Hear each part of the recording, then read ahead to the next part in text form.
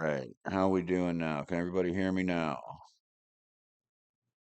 Testing. Can anybody hear me? How we doing now? All right. There's the volume.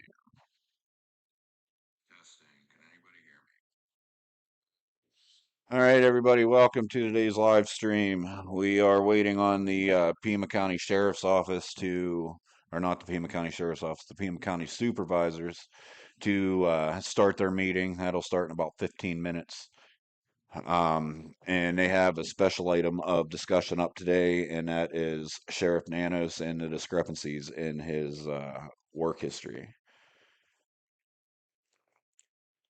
So, if anybody has anything they would like to discuss with regards to Sheriff Nanos or the Nancy case in general, let us know, and we will bring you in to the live stream, and you can share your thoughts with us.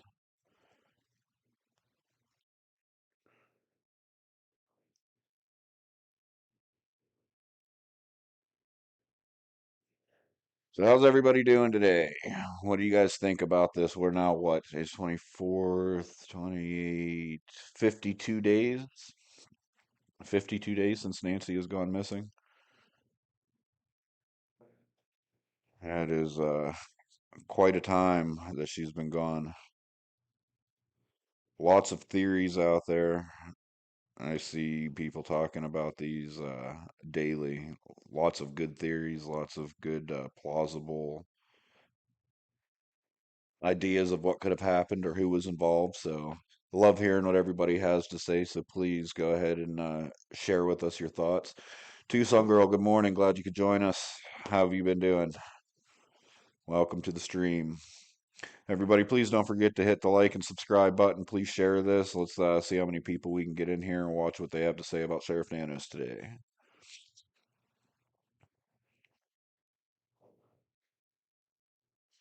Again, if you want to come onto the stream and talk with us, our email is scrolling down here on the bottom of the screen. You can send us a message on Twitter. I am checking that constantly, so you can reach out and we will bring you in and you can share your thoughts, concerns, theories, whatever you want to talk about.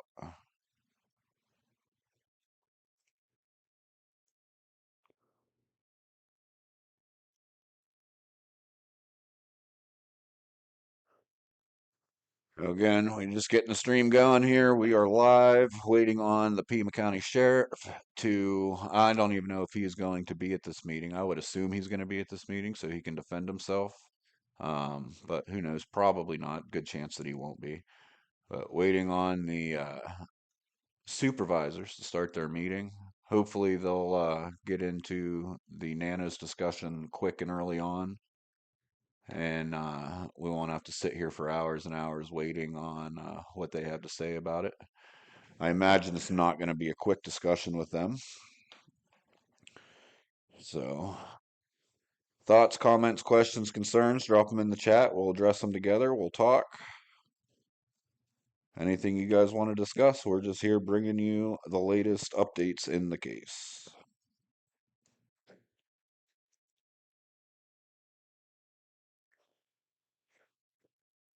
Oh, I hope Nanos is there. I'd love to hear him trying to defend himself with all of this. In my opinion, it's purely my opinion, he has been the biggest roadblock in getting this case solved. Everywhere you turn around, he is doing something to prevent the investigation from moving forward, or he's roadblock after roadblock. Biggest one being not preserving the crime scene.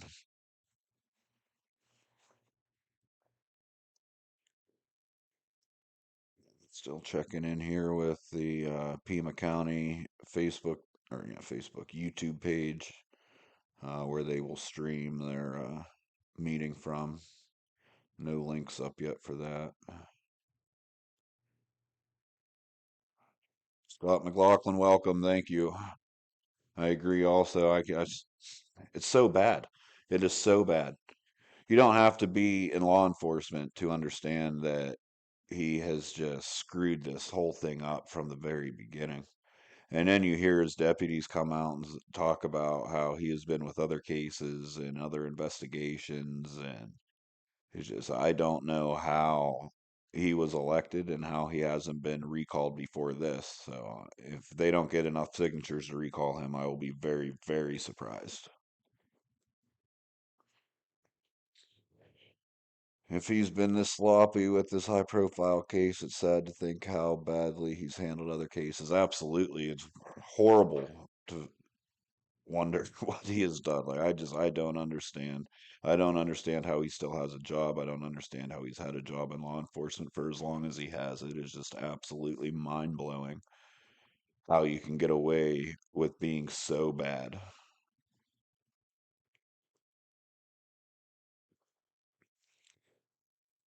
Let's do a quick check here.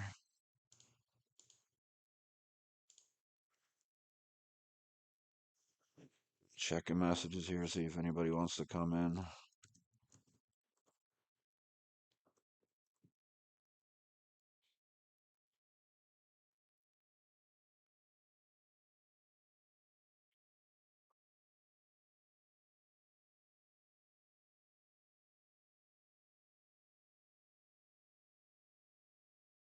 All right, we were supposed to have Crystal's crime board come in today and talk about the case a little bit. Unfortunately, she is a little under the weather, so I don't believe that is going to be happening now.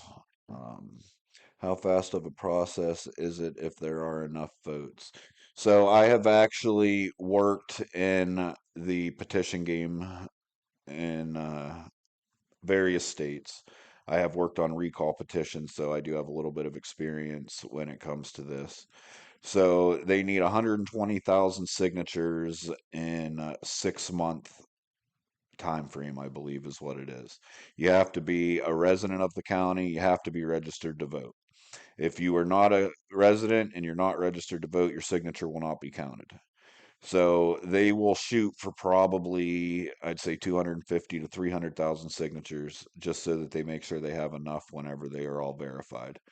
So if they reach their signature quota and it all is approved, the signatures are valid, and they've reached their quota, then it will move to a ballot measure. And the residents at that point will go to the ballot box and vote yes or no on recalling him.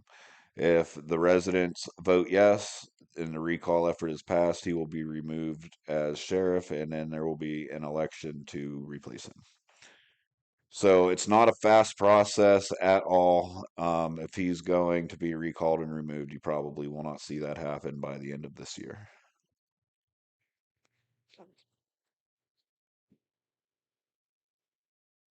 They will not have enough signatures and have this passed to be on a primary ballot, so it would have to go to a general election at the earliest.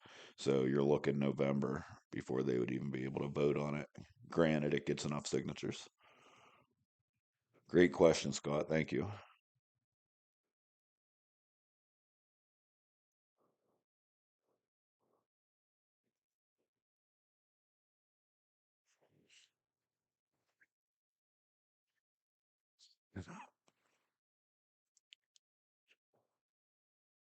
So we waiting on a couple messages back from some people, see if anybody wants to come on live and chat with us.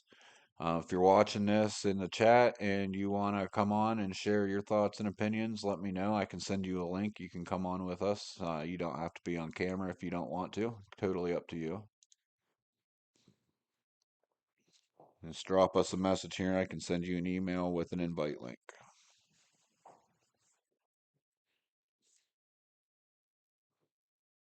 Again, I ask everybody watching, please like the stream and share. Thank you for the comments. All that stuff will help our visibility with getting this shown to more people. All helps the algorithm. If you haven't done so, please make sure you hit that subscribe button. Make sure you have notifications on so you are alerted whenever we go live or post new content.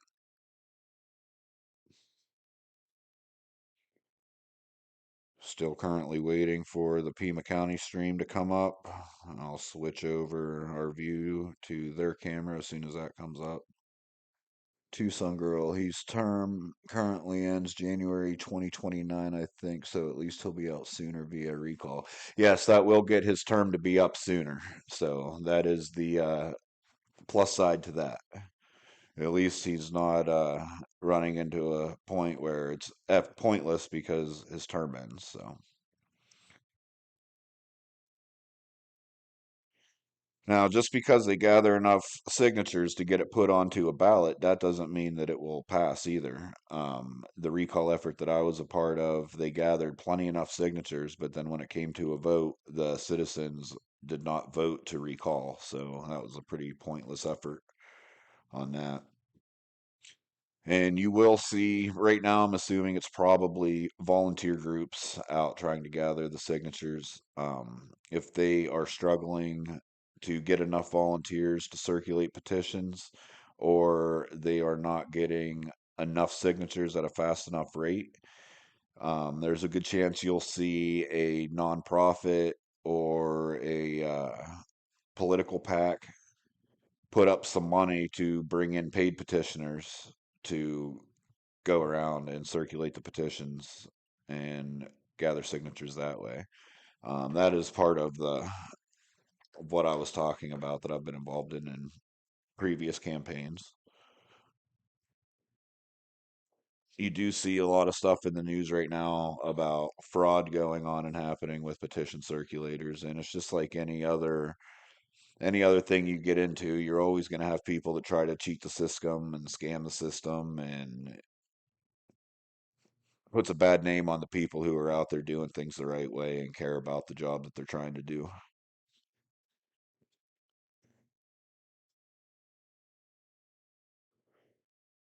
Alright, let's do another check here if they have anything up yet. Still no link posted to their stream. So just patiently waiting here.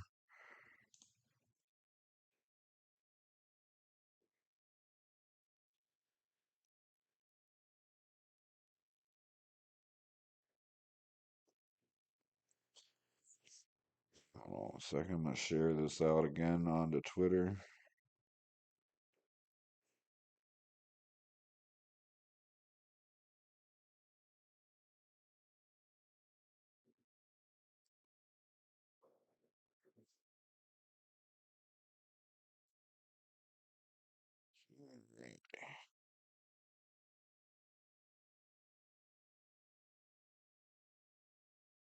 All right. So, anybody else have anything they want to share? Any comments? Any questions, concerns? Anything you're confused about that we can maybe help understand for you? Anything?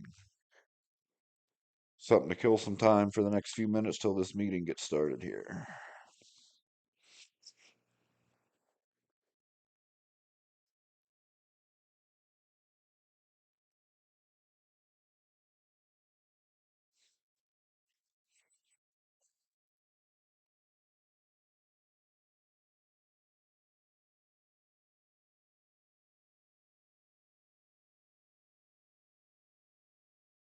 La la la la. Any minute now, we should be going. Any minute, any minute, any minute.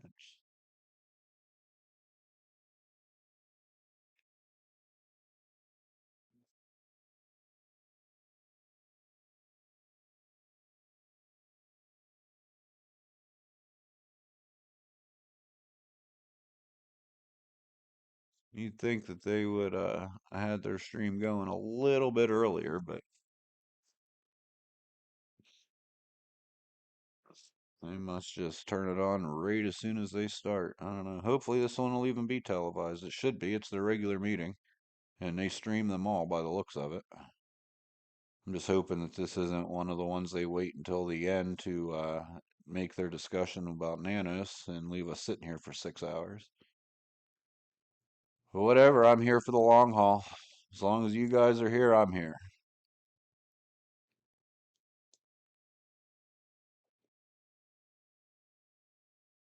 Keep the questions coming. We appreciate it. If I don't know an answer to a question, I will do my best to research it, find somebody that does have some information.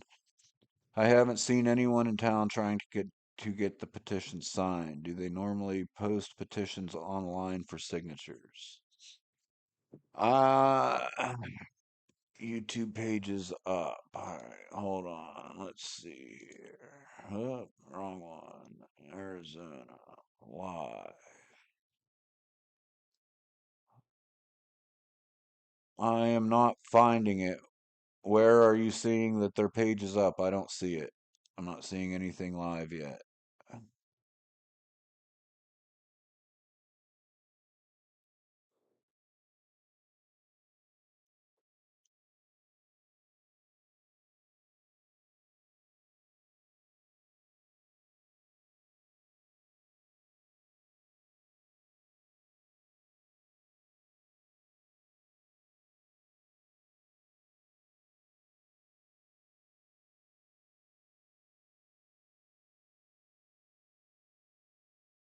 What YouTube page are you finding? I'm looking at Pima County and they don't I'm not seeing anything up yet.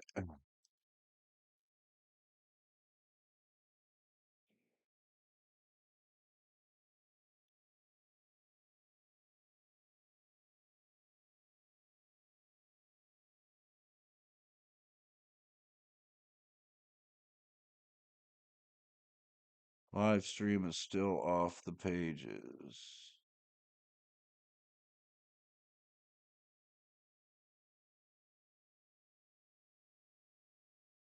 Do you see a link or something somewhere or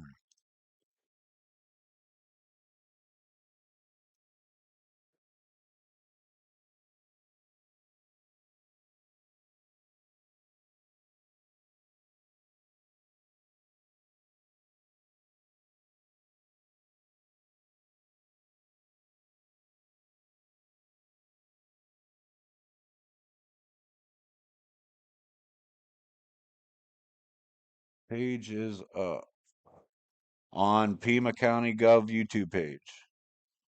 Pima County, Arizona.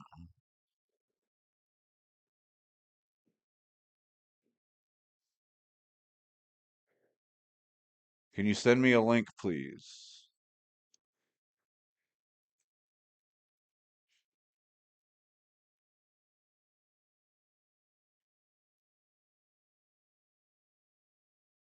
Oh, wait, I believe I found it. I found it. I found it.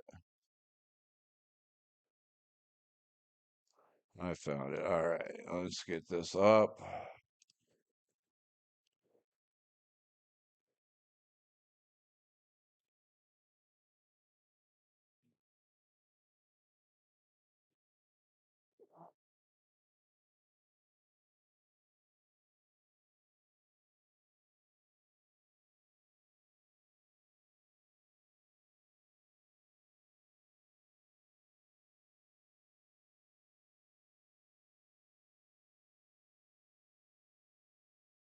All right.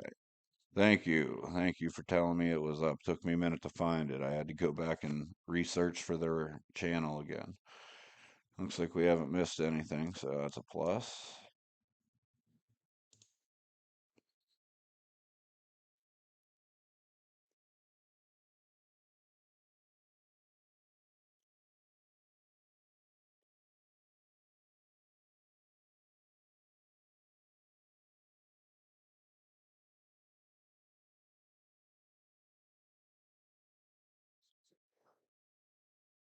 All righty. How long are we gonna have to sit here and watch all this stuff? Let's go. Let's get us started.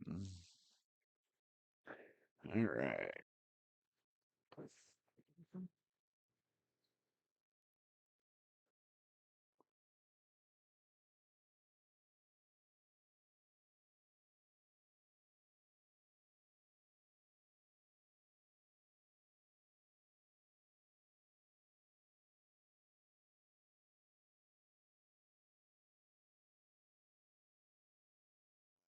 We'll try to adjust this here once the stream starts.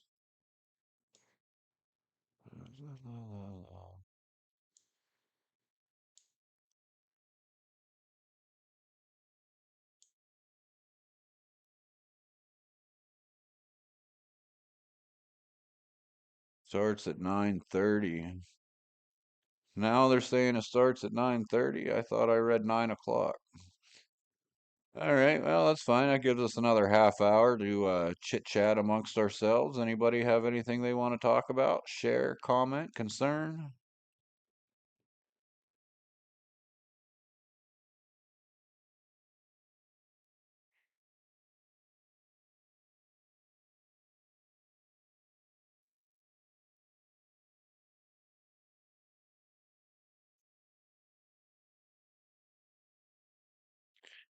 All right, we just got a comment on one of our Twitter posts. Would be surprised if the sheriff showed. Discussion on him may be an executive session.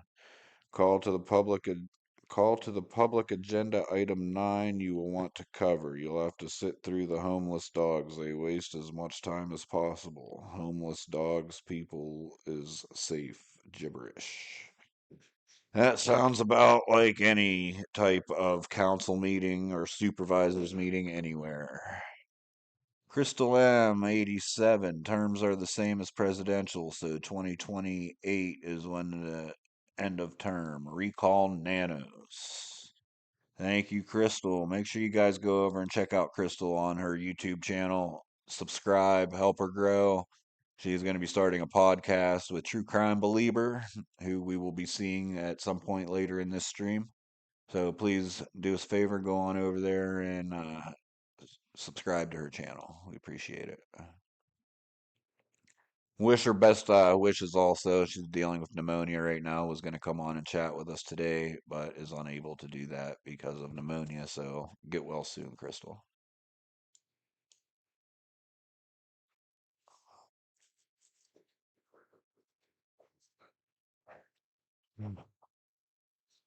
Whoa, why are we back on that? I hate this. All right, there we go. Too many screens. I can't keep track of it all. You're very welcome. Thank you for sharing our stream and thank you for joining along with us today. If you have anything you want to talk about, Crystal, type it on into the chat and we will keep the discussion going. Just because you can't be on the phone or on camera with us doesn't mean we can't continue our chat. So please share away.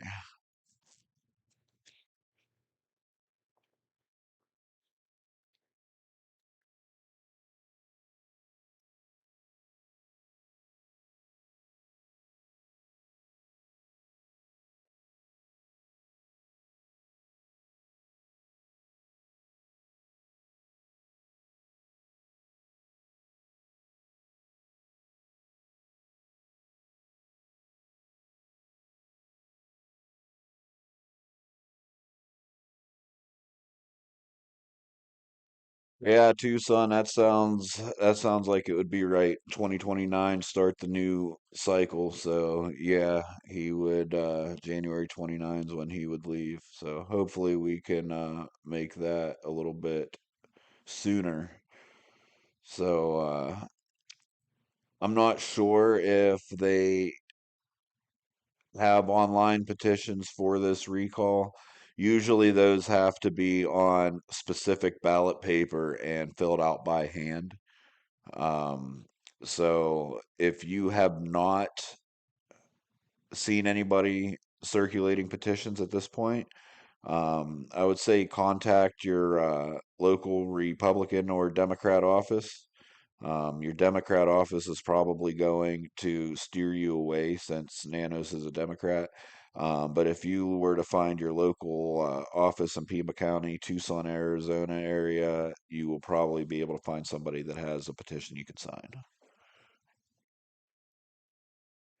He could just not be reelected, yes, but I think at this point the citizens of Tucson would rather remove him sooner than later and not just let him continue his terror of the residents for another 2 years, 2.5 years.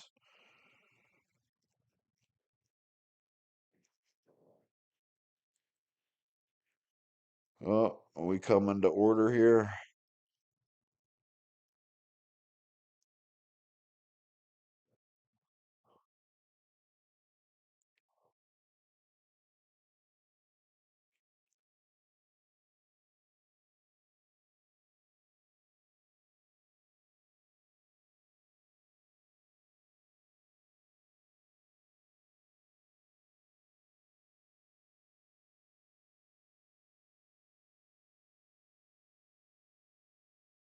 Where's their volume? Where's their volume?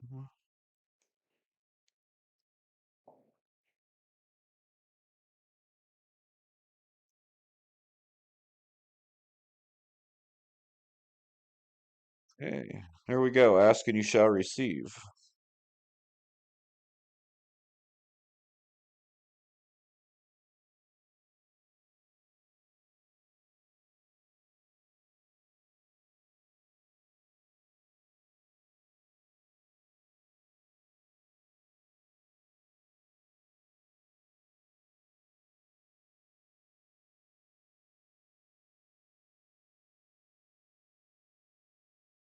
This is annoying.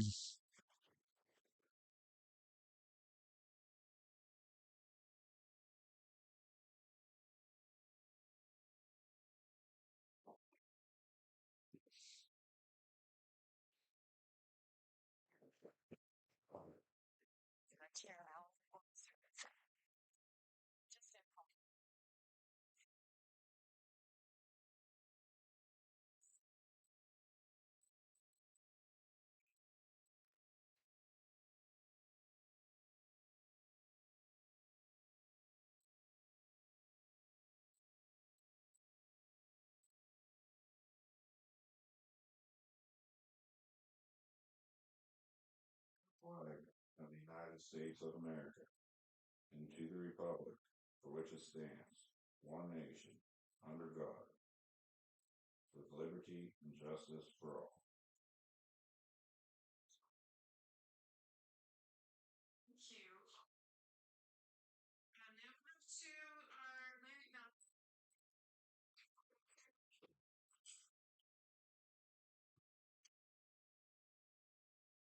Let me see if I can get this fixed, guys. Sorry, I'm working on it. This is horrible.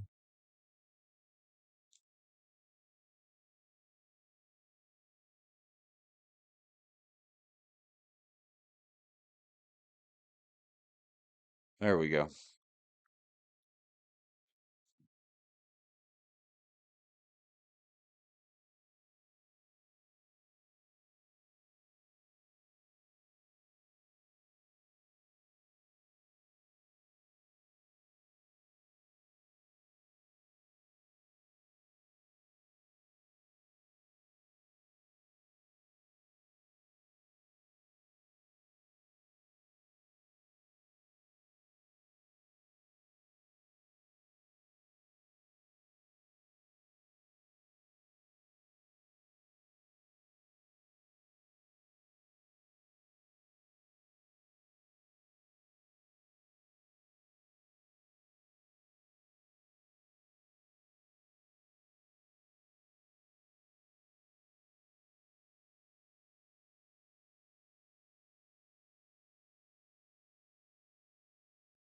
Thank you. I appreciate that.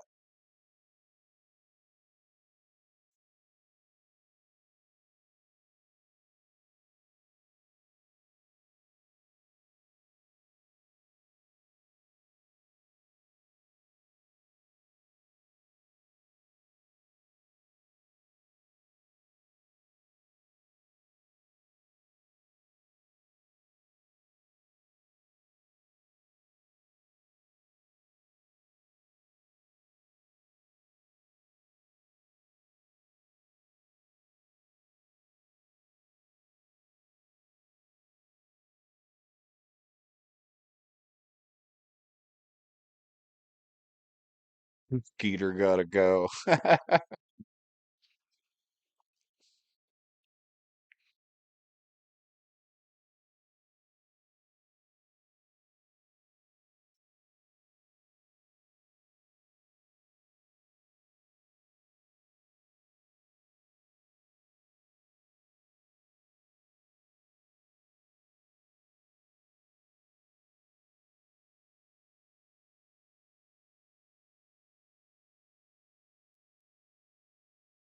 Skeeter, Skeeter.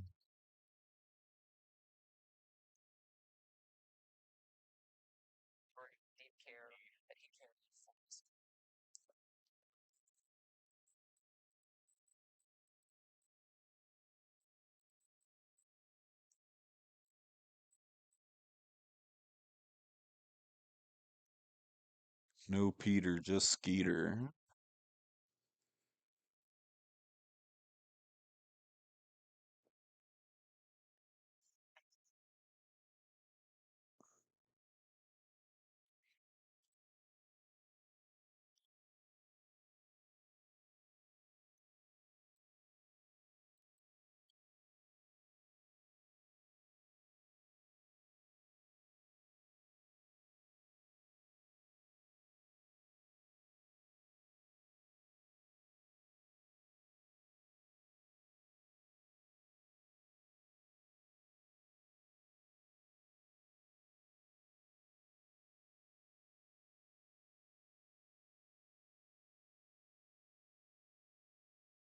All right, I am trying to get this volume turned down so we don't have to sit and listen through all of this nonsense.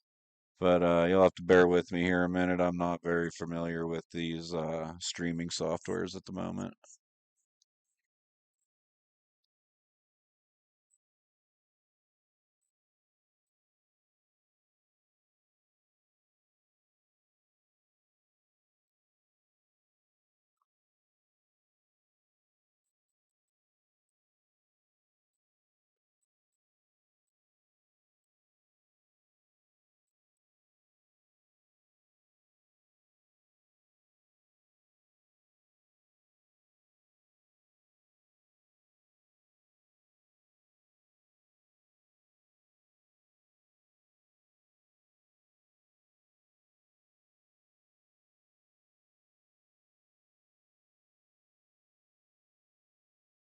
Oh, okay.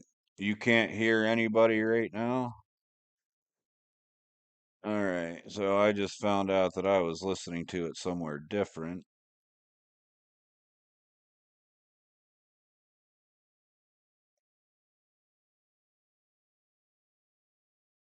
Okay, hold on one second.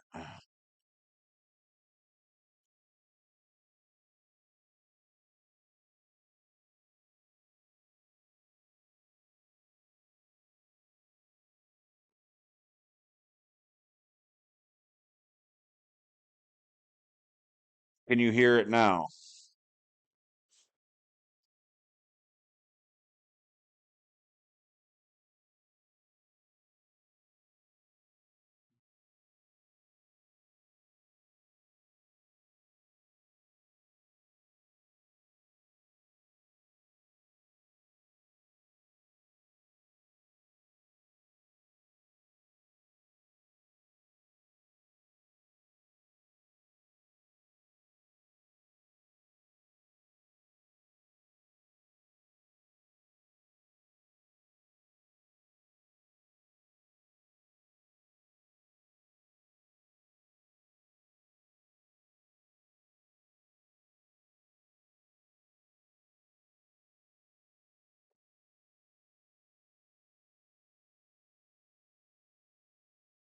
Okay, so sheriff items 1 p.m.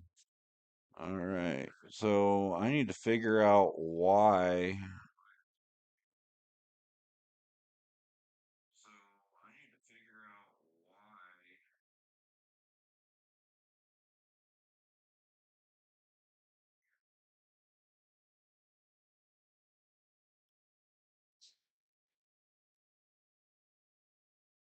Be back in a bit. All right, Crystal, I'm gonna try to get this figured out here. We'll go back over to this mode real quick while I try to fix this.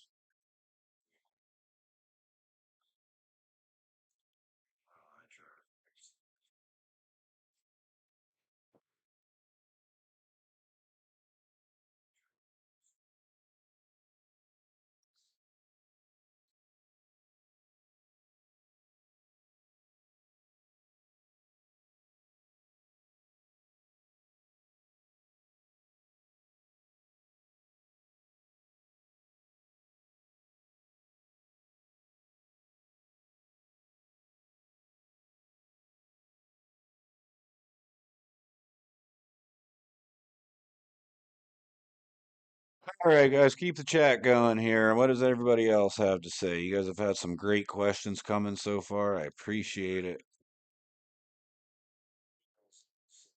Some great questions coming so far. I appreciate it.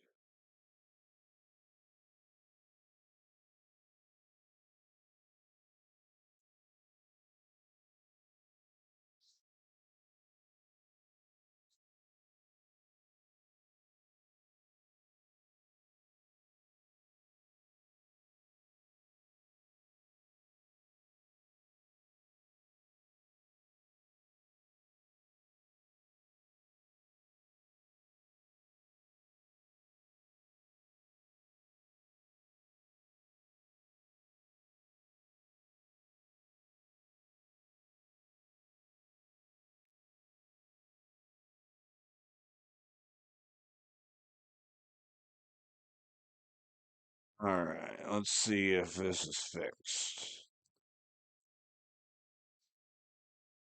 All right, let's see if this is fixed.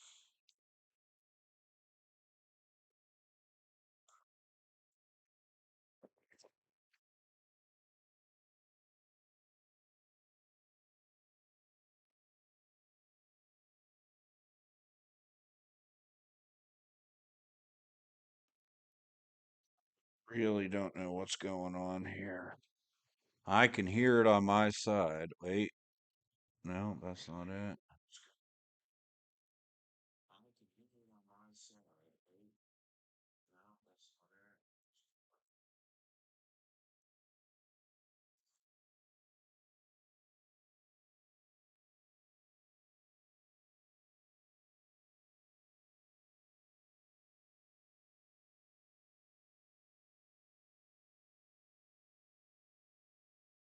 Anybody have any experience with streaming software that might be able to help me out here? I do not know what the problem is.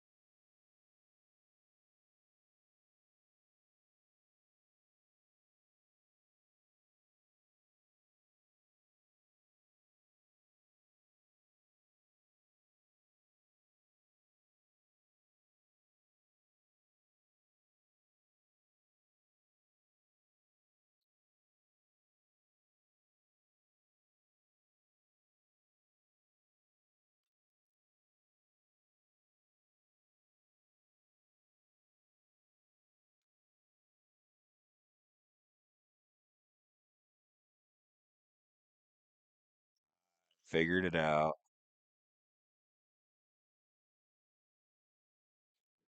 It's gonna work now.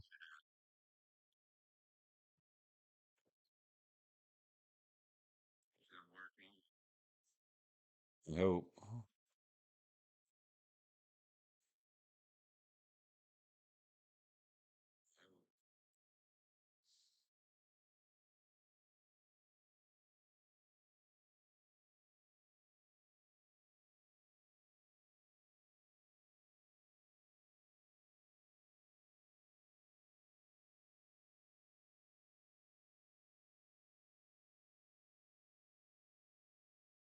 Maybe not. Come on.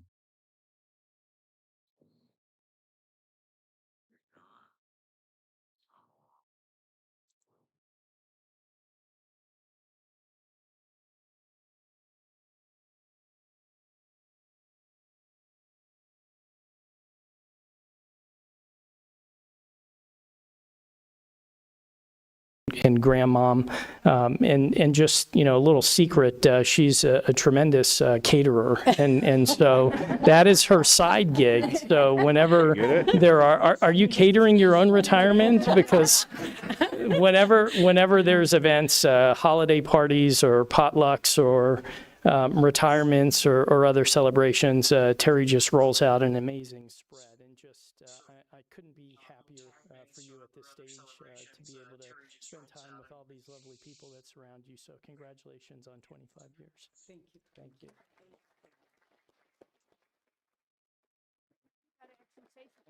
I will. Well, it gives me great privilege and to just stand here in front of you today, and it's just a real honor to be acknowledged. Uh-oh. Don't cry. Thank you to Pima County. Pima County's been very good to me. And so I've had a wonderful career. Every time there was an opportunity, I took it. It should still be working. I just turned it down. Maybe I turned it down too far. I have enjoyed learning land use. You always learn something new. So I have thoroughly enjoyed working for the county. I'm very thankful. I'm very blessed. And obviously, I couldn't do any of it without my rocks right here, my steady son who's been there the entire time, and with the love of my life and the rest of our family. I am just so grateful to stand here today, and yay for me. Stand by.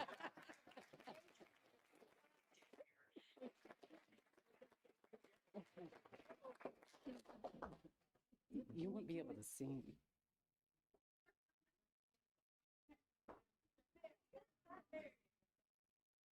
Is that better?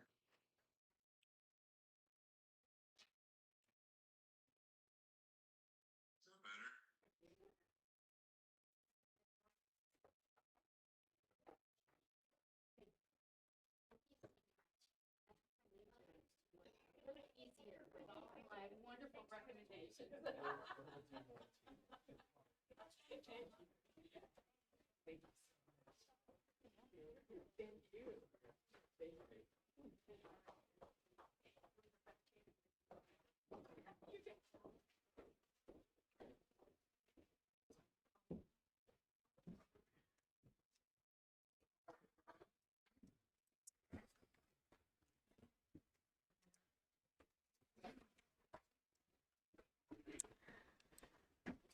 All right, we are going to move on to agenda item number 8, which is a Okay, we're presentation not of a talking at the proclamation moment. to Dustin Williams, Pima County Superintendent of Schools, Jess Stanley, Bird Baylor's grandson and professional musician and music teacher. Okay, Chris so Gade, the Director of sound Pima County Conservation is Lands and coming over Resources, my Natalie phone Shep, on the Environmental Quality stream Manager, perfectly Sky fine. Siegel, So Community how's Engagement everybody else Coordinator, hearing Pima it? County It sounds Department like of it's good on Environmental my Quality, side finally. proclaiming March 28th of every year in Pima County to be Everybody Needs a Rock Day. I move the item. Second. Seconded by Supervisor Hines. Discussion. All those in favor? Aye. Opposed? Item passes 4-0. And if, Chair Allen, for the record, Supervisor Christie is connected now. oh, hello. And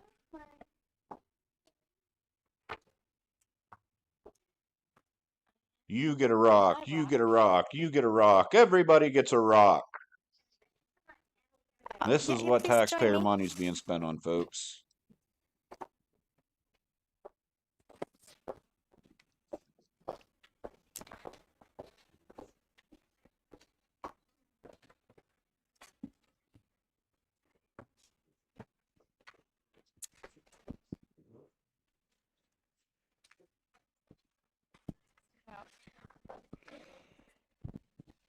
I'm going to first read the proclamation.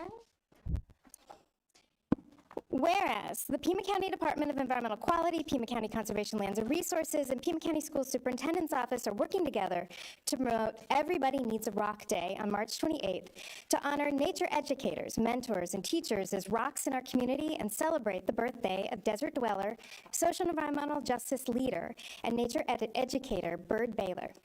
And whereas Bird Baylor, who would have been 102 this year, and is Pima County's own Caldecott Award-winning author and cherished children's writer of over 30 books, taught a land ethic philosophy with humans as integral members of the ecosystem, inspiring generations of desert dwellers. And whereas Pima County's community members, policymakers, and leaders empower youth and adults to open their eyes, minds, and hearts to actively protect the desert environment and seek nature-based solutions. And whereas 2026 marks the 25th anniversary of the Sonoran Desert Conservation Plan, built on the understanding that healthy desert habitats are essential to support community vitality, wellness, and quality of life. And whereas county residents are encouraged to deepen their connection with nature by engaging in environmental education and stewardship programs such as guided hikes, field trips, wildlife watching, nature drawing and journaling, and volunteer invasive species removal and habitat restoration events. Now therefore be it resolved that the Pima County Board of Supervisors hereby proclaims March 28 every year in Pima County to be Everybody Needs a Rock Day, and urges students, parents, teachers, mentors, librarians, administrators, community leaders, schools, and school districts in Pima County to celebrate Bird Baylor's birthday and encourage everyone to support healthy desert habitats, nature educators, teachers, and other community rocks on this day and every day, passed and adopted this 24th day of March 2026. Yay. Thank you.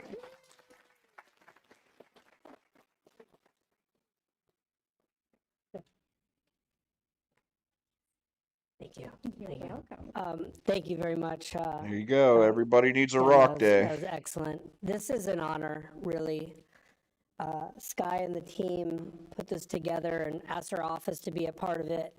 And I think something about Bird Baylor, which is really unique, is she would really want everyone to take a moment and think about their lives and what life is today. And what we see today is just kind of how wound up the community is in so many ways. And for our children and our students, what we really want them to know is to take a moment to enjoy the beauty and the landscape that surrounds our lives, to enjoy the sunshine that shines on your face and the warmth that makes you feel, or the smell of the creosote bush in the rain, when we all know that as desert dwellers here. It's those moments in life that sometimes we take for granted and we don't really capture the beauty and the essence of slowing down. Hi, Dad. and Hi, just Martin. Understanding really the calmness that we all should feel and take advantage of. And so to be a part of this proclamation, just in the littlest sense from our office, we are more than honored to partner always. And I'm just so thankful for everything and so thankful for what Ms. Baylor has done for our communities. And for that, thank you very much.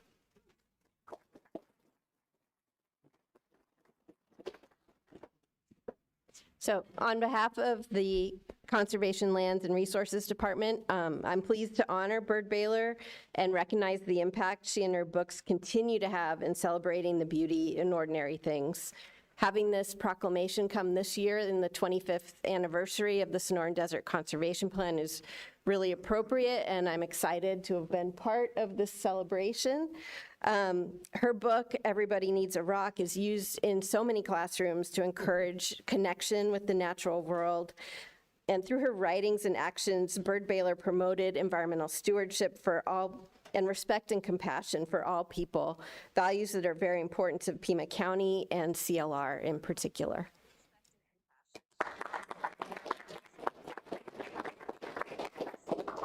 I am so happy that my favorite desert druid is getting extra special attention, recognition today. I knew her since the previous century.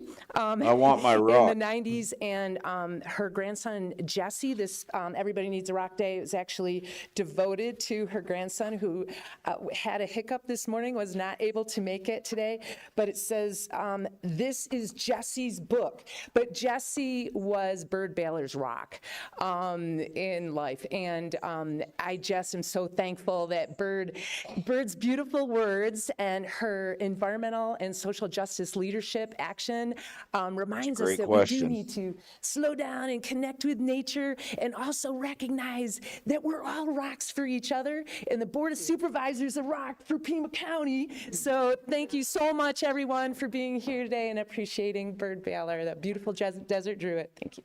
Thanks.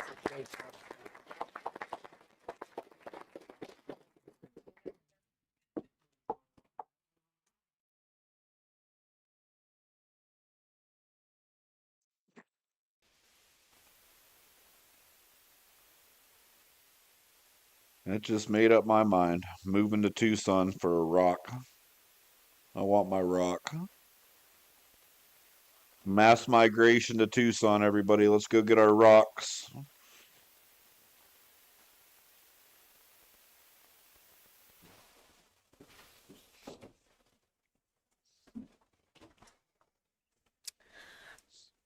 We are going to jump to addendum item number 1 now, which is a presentation of a proclamation to Unbelievable. Dee Dee Conan, Shannon Briggs, and Unbelievable. Jennifer Radler, co-founders of Pop Cycle, proclaiming the month of March 26th to be Pop Cycle Appreciation Month. Supervisor Kano? Thank you, Chair Allen. I'll move the item. Second. Seconded by Supervisor Hines. Discussion? All in favor? Aye. Opposed? Motion passes. Item passes 5-0, and I will pass it to Supervisor Kano.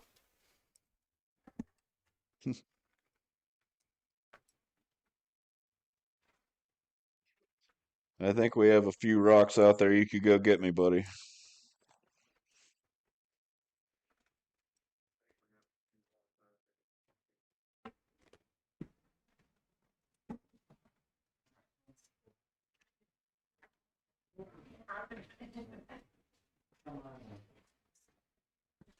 So just as an intro, in the last year since being your county supervisor, we've been able to honor 2 brick and mortar businesses, small businesses, Los Jarritos Mexican Restaurant and Mariscos Chihuahua. This is the first retail store that we recognize in District 5, and it is an honor to do so. Whereas Pop Cycle was founded in 2008 by Dee Dee Conan and Shannon Riggs of Dee Dee Co. Yeah, Design Nanos and can't even Jennifer be Radler trusted of with a pet Monster rock. I Booty like Threads, it. who wanted to feature Hey guys, I'll be products right back. made Give me a couple using minutes. I gotta upcycled step out of the materials. office for a second. And I'll be whereas right the back. name Pop Cycle comes from pop art from upcycled materials, and many of the featured makers offer handcrafted goods crafted from reclaimed materials such as magnets, coat racks, and serving trays.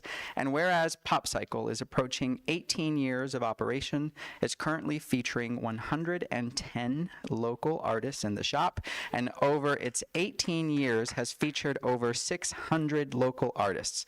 And whereas the owners of Pop Cycle helped found the Made in Tucson market with the historic 4th Avenue Coalition to showcase local Tucson makers, and whereas Pop Cycle employs many artists and makers themselves and actively participates in the 4th Avenue district, weighing in on issues that affect small businesses. And whereas Pop Cycle is very proud to be the first shop to carry many of its featured artists, including Marcy Ellis, Spring Winders of Heliotrope, Colleen Conlin of Crooked Tree Ceramics, and Josie Rios of Beads Over Diamonds. And whereas Pop Cycle serves as a first brick and mortar shop for many artists and continues to grow and strengthen the community in and around 4th Avenue, now, therefore, be it resolved that the Pima County Board of Supervisors hereby proclaims the month of March 2026 to be Pop Cycle Appreciation Month and recognizes and celebrates Pop Cycle for its continued commitment to support local artists and participate in the region's vibrant art community. Passed and adopted this 24th day of March 2026. Let's give it up for the Pop Cycle ownership. Congratulations. Oh, none of us are public speakers. We are super honored and grateful to all of our artists, our community. I'm super grateful to our partners here who have led and guided me all the way. We're grateful to build community with you and all of the makers and our neighbors in the district. And anyway, it's such an honor, and thank you so much. We wouldn't be here with everyone's support. Anything else? And we're going to take a further discussion.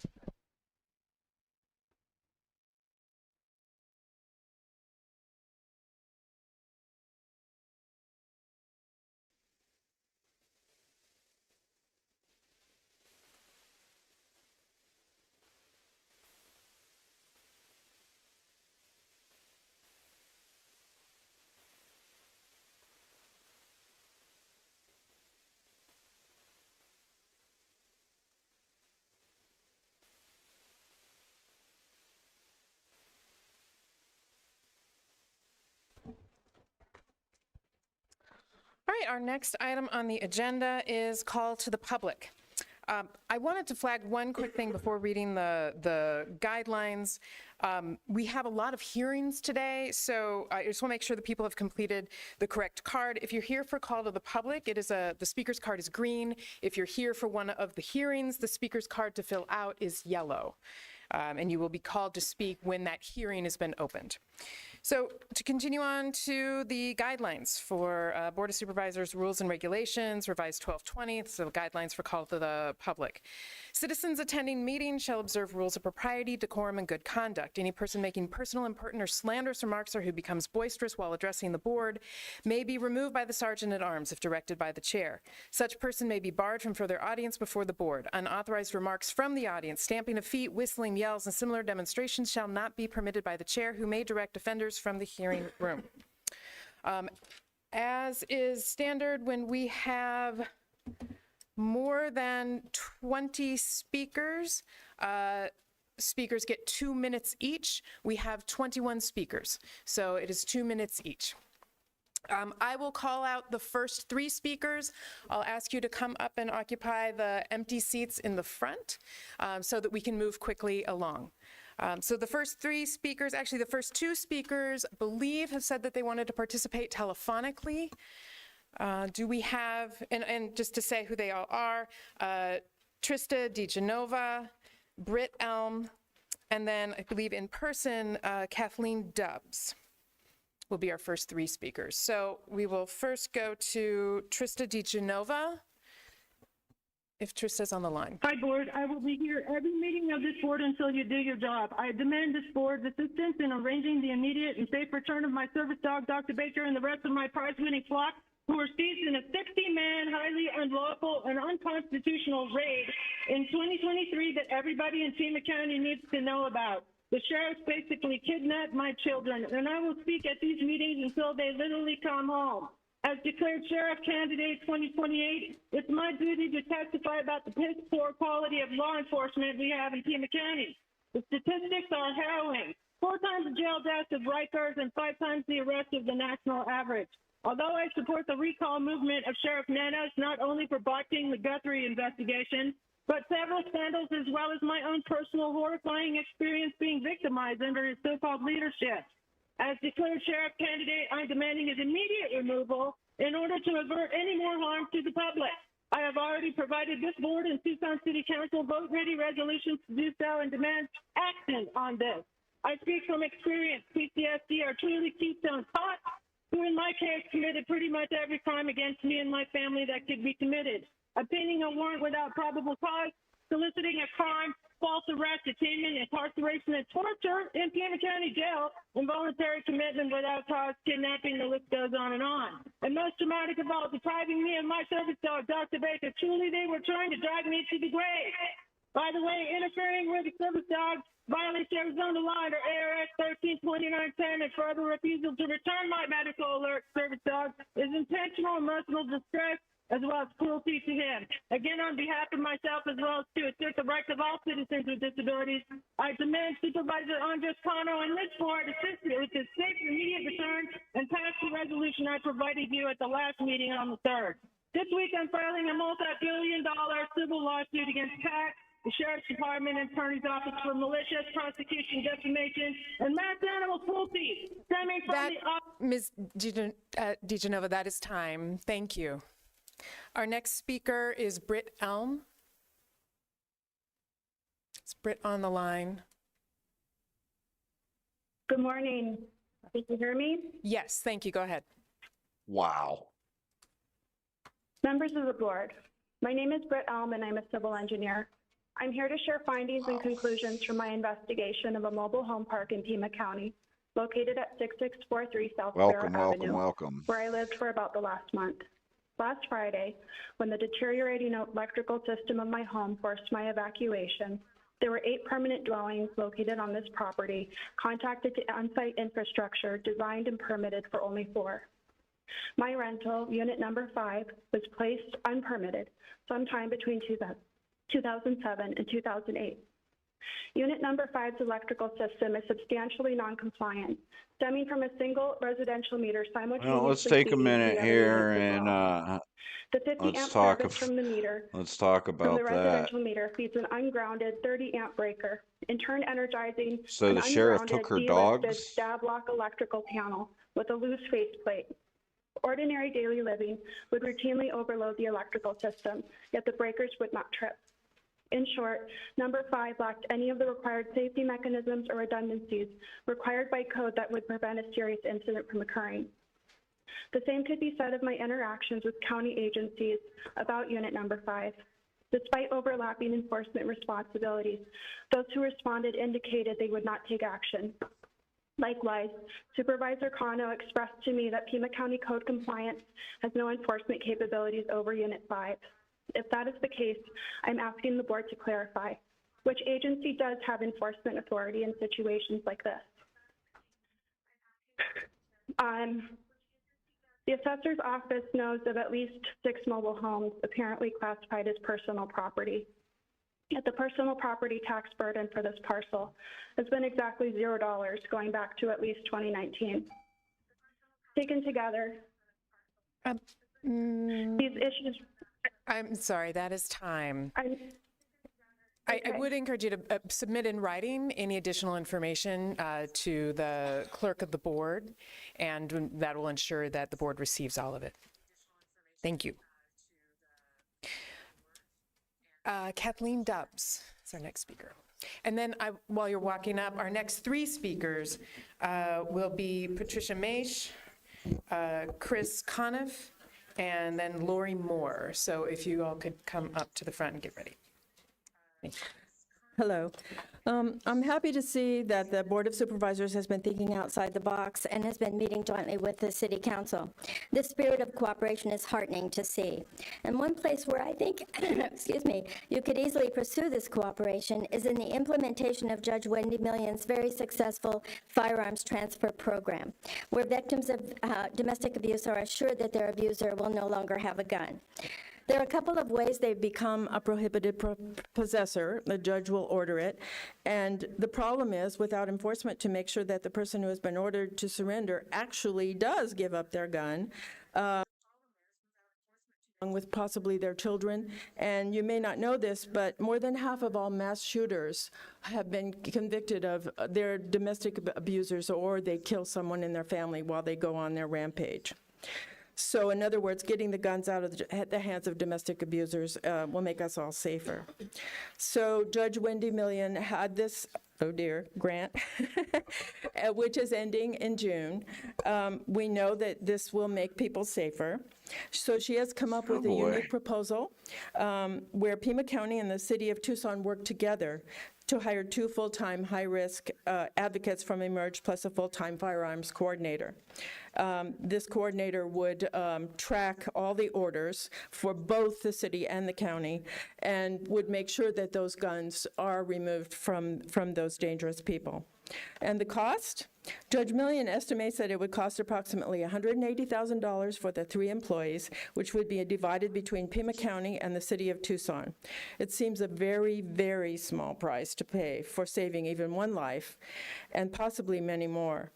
This is a unique opportunity for Pima County to become a nationwide example of how a coordinated response could keep an entire community safe. But do people believe this is really going to work? Thank you. Our next speaker is Patricia Maish.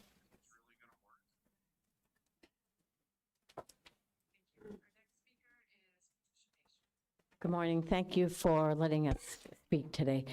I am following on the footsteps of Kathleen. 1 in 4 women and 1 in 7 men are victims of domestic violence. In Pima County, it's estimated that the cost of domestic violence is $200 million to $300 million per year. And that includes ER, hospital visits, 911 calls, the officers responding, courts, shelters, advocacy services.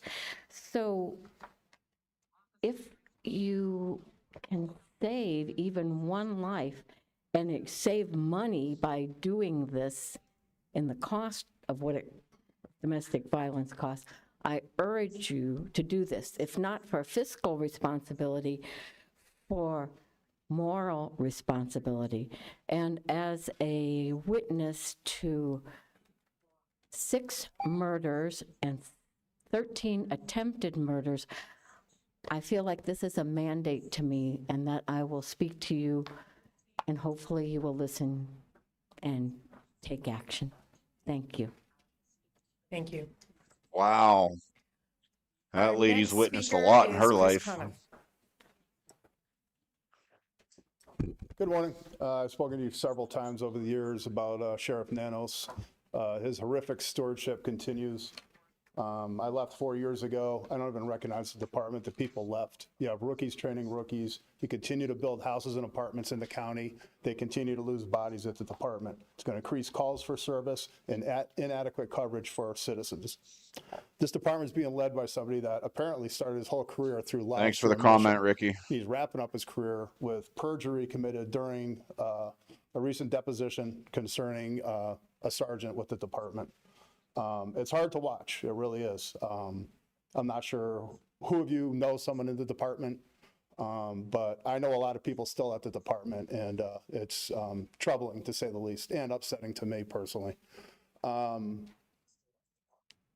It's gotten to the point where people just have no choice but to leave. It doesn't matter how much money you throw at them, they're not going to stay there under the current command staff. It's dire. I've sat here a couple different times when Sheriff Nanos has spoke, and he's not forthcoming about why people are leaving that place. It's gotten to the point where even local clowns are protesting his rule. And I don't see how the department can sustain itself. I really don't. I know there's a statute that you folks can enact, and I encourage you to do so and put him under oath. I know exactly what's going to happen, and I'm sure you have a pretty good guess what's going to happen as well. Thank you for your attention, and stop raising property taxes, please. Have a good day. Thank you. Our next speaker is Lori Moore.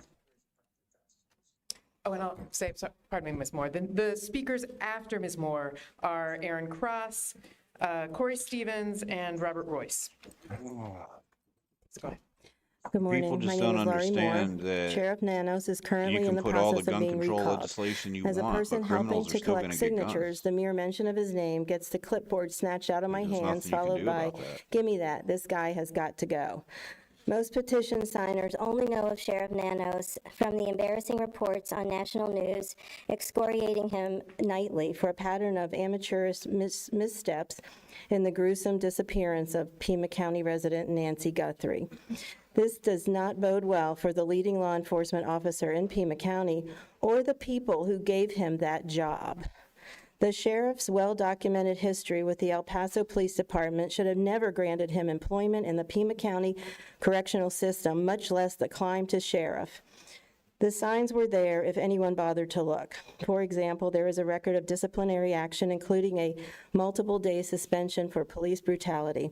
Mr. Nanos allegedly quit that department in lieu of being fired. More previous disciplinary actions overlooked on his application or never reported. The public deserves to know. Local law enforcement who have experienced Nanos firsthand overwhelmingly echo no confidence in him as a leader. That was evident when Pima County Sheriff Department deputies worked hard to get Sheriff Nanos defeated in the last election. Documentation shows that Nanos ran what appeared to be an unethical campaign when he suspended his opponent, the head of the Deputies Association, Heather Lappin. Because of his incompetence, lying under oath in a deposition, failed leadership, and improper vetting, he has hurt people's lives. Thank you for your attention to this matter. Thank you. Our next speaker is Aaron Cross. Good morning, Board. I'm Sergeant Aaron Cross, President of the Pima County Deputies go. Organization. As many know, a reporter recently uncovered the long-hidden, terrible record of Sheriff Chris Nanos from his time as an El Paso police officer. This includes purportedly beating a handcuffed suspect in the head with a flashlight, for which he was suspended and nearly indicted. This record, if properly disclosed, would have likely prevented him from being hired or from becoming a peace officer in the state of Arizona. For over 40 years, this has been concealed from the department and the voters of Pima County. Because of this scandal, our organization, the largest union of deputies in Pima County, has taken a vote.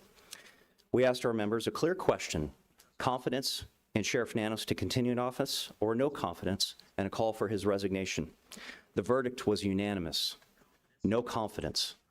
He has lost the faith of his deputies and the community. His past renders him unfit to wear the badge. That he has concealed it for 40 years does not make the concealment right. It makes the fraud greater. The 300 deputies I represent speak with one voice. Chris Nanos must show the integrity he once swore to uphold. He must show the dignity that the office requires. He must resign. If he will not, then I ask this board, charged with oversight, to exercise every authority vested in you.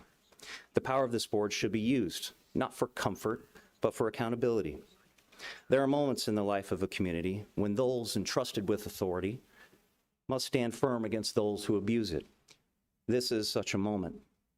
We ask that this board have the courage to support Supervisor Hines' item. Pima County and the nation is watching. Thank you. Thank you. Our next speaker is Corey Stevens. I'm here to ask that the entirety of this board support the measure to hold accountable, open an investigation, and to call to question by legal means in fact that Sheriff Nanos lied under oath in a sworn deposition about his previous work history and subsequent discipline thereof, which is misrepresentation of office. Misrepresenting background, one might be subject to criminal investigation or official misconduct proceedings, which can trigger vacancy. Facts: Chris Nanos' less than stellar 6-year career with El Paso PD earned him quite a rap sheet, earning 8 suspensions. Nanos resigned in lieu of termination, unfortunately found his way to Arizona. Questions that must be asked: in '83, when he was hired as a Pima County Corrections Officer, how did HR not vet him properly? A simple phone call to El Paso PD would have arguably deemed him unhireable. Were polygraphs part of the hiring process back in '83? Surely he would not have passed. This leaves us to where we are today. It's no secret the nation has eyes on Pima County. We have a sheriff who has numerous lawsuits, an FBI RICO investigation, deputy-on-deputy rape case, a pattern placing campaign opponents on leave. He has created a hostile work environment where in many cases officers or deputies question or disagree his actions or decisions. Retaliatory actions such as duty reassignment in most egregious circumstances, demotion are sure to follow. What is at stake? Officers and deputies have been and are leaving the department en masse. A once nationally revered department has now become a training facility for officers to join other departments and agencies in the area and state. Precious resources lost: financial, employee, and most importantly, the loss of human life itself. If he is willing to lie about his background, what else has he lied about in the past 40 years? It is on your onus to right the ship. Thank you. After Mr. Robert Royce, we will hear from Mary Elizabeth Pollard, Reyes Suarez, and Jamal Gibbons. So, Mr. Royce. I prepared a 3-minute political presentation. I'm not going to try to present it. Has anybody seen Nanos? Is he there? there? Myself. I will present the essence of it at the next city council meeting in 3 minutes. But let me take this opportunity to endorse Mr. Gutierrez's recall petition. I sat in this room and watched Sheriff Napier stand at this spot 5 or 6 times. He was always serene, honest. There was no nervous energy, and he was very respectful to this board. And then I watch Sheriff Nanos. He's a bundle of nervous energy. He's totally disrespectful. The contrast was just unbelievable. And I never voted for Sheriff Nanos. So I endorse Mr. Gutierrez's petition. I'm going to be busy putting my own Jefferson party on the city ballot this year, which requires 2,000 signatures. So I won't be collecting signatures, but I will sign Mr. Gutierrez's petition, and I encourage everyone to do the same. Thank you. Thank you. Mary Elizabeth Pollard. Thank you, Chair Allen and Supervisors, for the opportunity to speak. My name is Mary Elizabeth Pollard, and I'm a member of the League of Women Voters of Greater Tucson.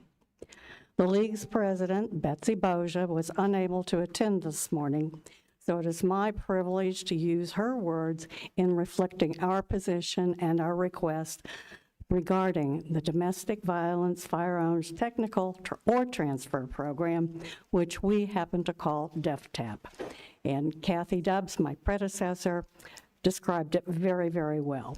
DEFTAP was created in 2021 by a Department of Justice grant that was awarded to the Tucson City Violence Court. The federal grant money was used by the police department to have detectives and sergeants serve orders accompanied by emerge advocates when appropriate and to collect any firearms or affidavits of transfer. As you know, a survivor of domestic violence faces greatest risk at the time they leave their perpetrator. So when a survivor comes forward to request an order of protection at this time, ensuring firearms are removed from offenders in every case is crucial. The federal government did not reissue this grant, yet continued funding is crucial to supporting the survivors. DEFTAP was designed to be able to be extended with its life-saving work with firearms transfer by building on this program and extending it to every court in Pima County and expanding the capacity to work within law enforcement across our counties. The League of Women Voters strongly encourages Pima County officials to help support and expand this program into the Justice Court and Superior Court systems. We ask you to consider this funding. Thank you. Our next speaker is Reyes Suarez. Good morning, Board of Supervisors. I'm here on this 25th day of a legal war in Iran. My name is Reyes. I'm a New Tucson native representing myself. Just a couple weeks ago, AI company Palantir was showing off its military AI program, Maven. They claim it only takes 3 clicks to designate a target and set an airstrike, closing what it calls a kill chain. This, I believe, is how the Saraja Tayyaba girls' elementary school in Iran was bombed, resulting in 165 deaths. Armaments were believed to be made here in Tucson, Raytheon, creating deep and lasting shame on our legacy. Maven was able to do this with data gained and supported through Anthropic's AI Claude. Here at home, Anthropic was given an ultimatum by the Pentagon: allow its AI to self-determine and close its own kill chains without human oversight, as well as allow Claude to engage in mass surveillance for our domestic population. Anthropic denied the Pentagon, losing out on over $200 billion contract, but Sam Altman's OpenAI ChatGPT gleefully stepped in order to accept those terms. This is how big tech and our government operate. The federal government butters them up with beyond expectations contract and imposes last-minute terms to get the company to walk back on its morals. Google, Meta, Reddit, Discord all caved when the government came demanding they disclose users' names, emails, phone numbers, and other identifying info for criticizing ICE and this administration. These weren't judicial warrants either, mind you. Under normal circumstances, those companies were supposed to disclose warrant users in advance so they can have a chance to appeal the subpoena. But again, when the government came knocking, big tech happily complied. So I ask you, what makes you think our ALPR and other surveillance data is anyway secure going off this pattern behavior? We know that at least one company is in deep partnership with DHS, multiple sightings of ALPRs disguised as traffic barrels, vehicle trailers, and even sawados all along our highways. What if DHS leans on them for disclosure for jurisdictions it does not have access to? Are they willing to risk out billions in contracts to the federal government to protect the sovereignty of ours? Not to mention if they already have backdoors in the system. Cancel these AI surveillance. Thank you. Thank you. After our next speaker is Jamal Givens, and after Jamal, we'll hear from Chris Rebo, Rye Whalen, and Bill Anastopoulos, and Steve Stratgoulias. And apologies if my Pronunciation is off. Jamal. Good morning. Thank you, Chair and Supervisors. My name is Jamal Givens. I'm with Liberty Partnership Community Council, a prevention organization known in the streets as LPKNC. We work with youth to prevent substance misuse and promote mental health and wellness and youth development. I first want to thank you all for investing in the opioid settlement dollars. We were in the competitive process and were awarded some of those dollars to impact our community positively, and especially our youth. And All right, guys. So real quick, let's just do a quick little recap here while this guy's not talking about Nanos. But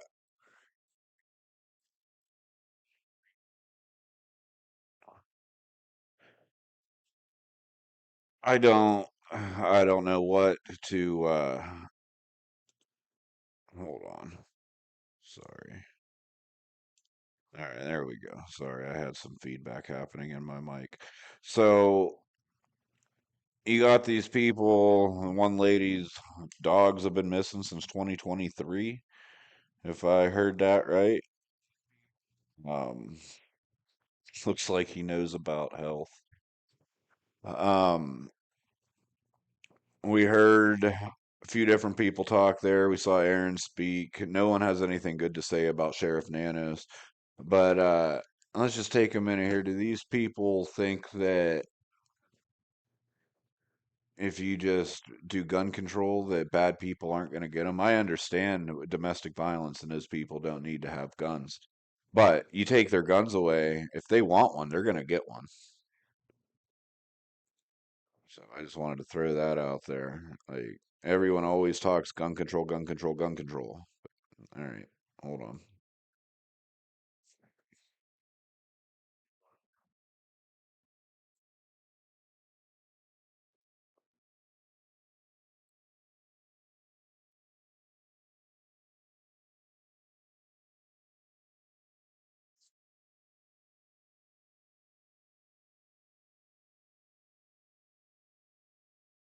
This guy's talking about a liquor license.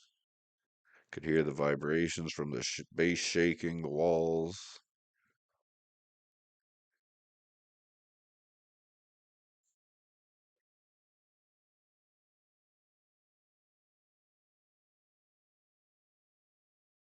I'm against everything they're trying to do, and they shouldn't even be there. Thank you.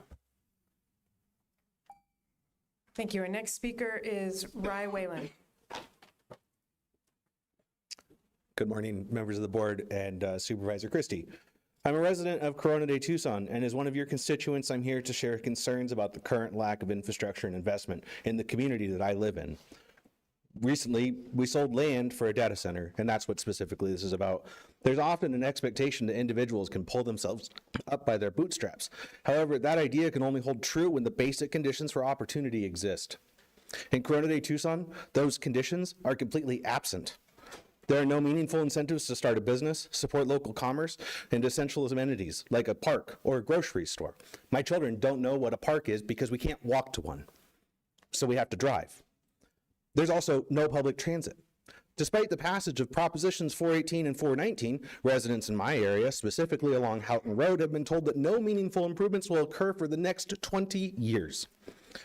At the same time, there's been no communication from the Southeast Area Council regarding how these funds will be dispersed to support our community. Across Pima County, there are strong examples of well-planned infrastructure that support multiple modes of transportation, and we even saw some of those people here today, and we saw them retire, right? These systems provide residents with greater mobility, independence, and reducing reliance on personal vehicles. Unfortunately, once you go outside city limits, the quality of infrastructure declines significantly and rapidly. The stretch between Sal Rito Road and Andrada High School, which I have to drive on all the time, there's potholes, flooding occurs when it rains, and there's no safe, accessible, multi-mode transportation corridor.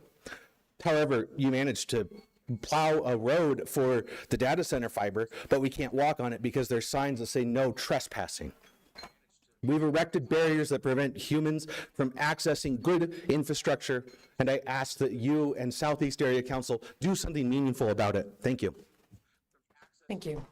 Our next speaker is Bill Anastopoulos and Steve Thank you.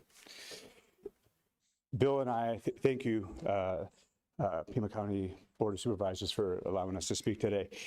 We are representing St. Demetrius Greek Orthodox Church today in a petition for tax relief for parcel 111-01-0020 located at 3939 North Alvernon Way. We acquired this property in 2022, and we did not properly fill out our forms for tax relief being a church. We have submitted our proper paperwork now to the assessor, and we've also made contact with the Pima County Board of Supervisors and sending a formal letter. And we are just asking for the relief from property taxes for the years 2023 and 2024, as we fall under Title 42-11109, and we apologize for not completing the forms on time, but we're just looking for relief for those 2 tax years. Thank you. Thank you. Our next 3 speakers are going to be David Smith, Betsy Smith, and Reed Sperling.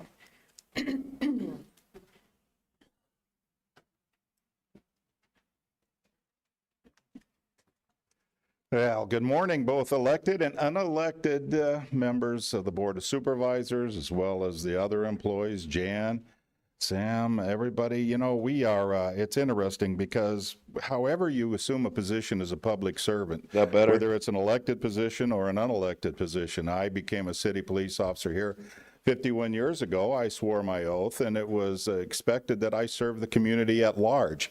We expect you to serve the community at large and be aware of the welfare of both the people who you may have been an activist for in the past, but you're now a proponent for, a servant to all members of this community. That said, I see you're going to talk about things today such as unpersoning Cesar Chavez. Unperson is, of course, an Orwellian term we saw in 1984, is to say he no longer existed, period. He's going to be gone, erased.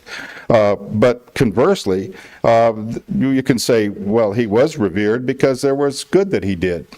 Conversely, across the street is a statue of a terrorist who killed many American citizens, untold peasants in Mexico, and yet Pancho Villa is still celebrated.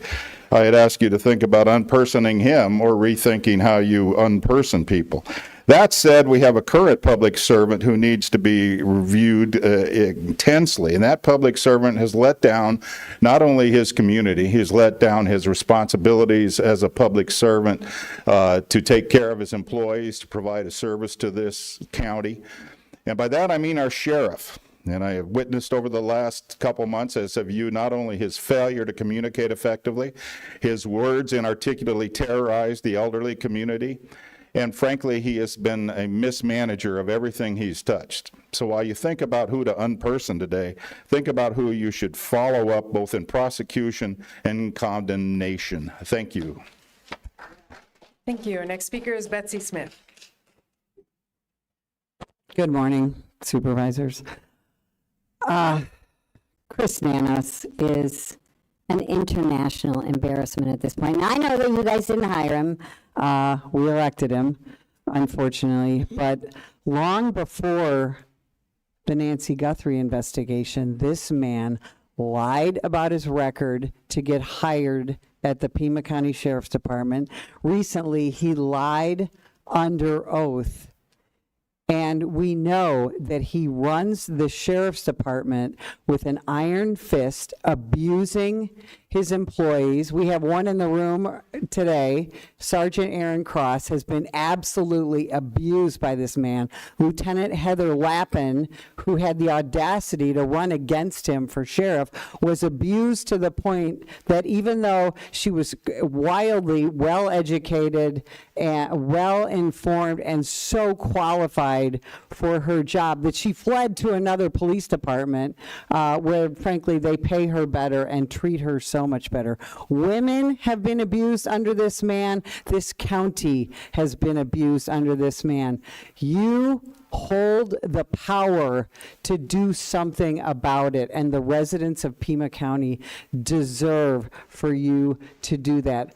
Please consider doing what Dr. Hines has done and putting public safety over political party, and do everything you can to get this man investigated and removed from office. Thank you. Thank you. After Reed Sperling, we will hear from John Anderson, John Brahe, and Robert Burr. Robert Sperling, please.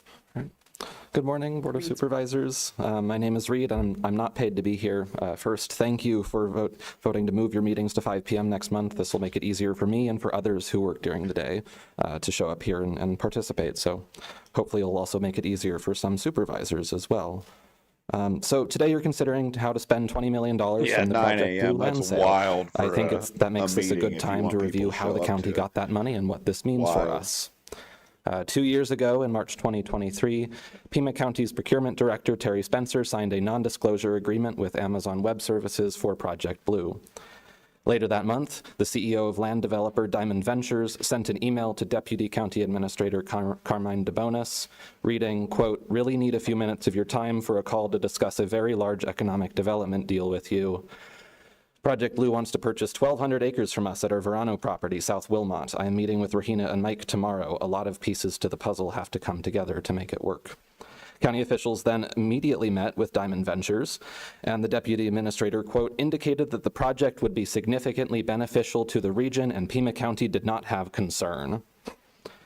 The public was not informed of any of this. Meanwhile, Diamond Ventures donated over $4,000 to Supervisor Hines, later contributing to the campaign accounts of Supervisor Christie and Scott with well-timed donations. By the time the land sale was brought to a vote, these supervisors had already been sold the data center dreams of the same tech billionaires profiting from federal contracts with Palantir, Flock, and Axon for AI warfare and ICE surveillance.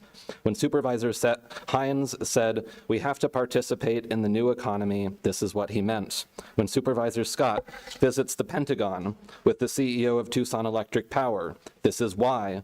Our local governments are getting crumbs for being complicit in selling our resources to the cruelty industry. Project Blue is just one example among many. Who do you work for? Okay. Our next speaker is John Anderson.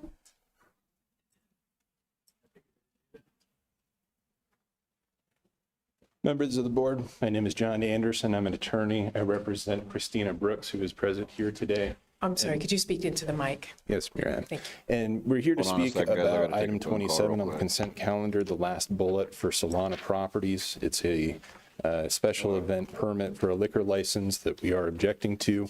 There's numerous reasons for it. We're also going to be objecting to the permanent liquor license and agenda item 17 a little bit later. But essentially, the reason we are objecting is that Solana has been operating a guest ranch and a wedding venue improperly. They are using what they say is a conditional use permit. That use permit was issued back in the 90s. It would have been around for decades. And the theory that Solana uses is that, oh, we were grandfathered in because it's been in continuous use as a guest ranch since the 90s. That's not the case at all. There have been multiple instances where it has not been used for any non-conforming use for more than a year, including an entire 8 days less than a year that it was sitting owned by a bank and not being used by anybody. They were given approval in August of 2015 saying that they are non-conforming use, but that simply is not true. And in addition to this, they've been operating this guest ranch without approval. That shouldn't have been granted. We have raised this issue just recently to code enforcement. There are also numerous code violations that are occurring on the property, including noise complaints that can be heard more than 125 yards from the property line. Ms. Brooks is actually the adjacent property owner just to the south of this property where this liquor license is asked to be granted. And already we're getting noise complaints that can be 125 yards away. There are violations that there is a koi pond that was put in there without a permit that is sucking up the water, and it's limiting the water table there. It's affecting the pumps that my client has for her well. There's light pollution, and they have lights that are aimed up into the sky in violation of the Pima County violation related to the light pollution ordinance. And I will be addressing more of this information in the agenda 17. Thank you. Thank you. Our next speaker is John Brahe.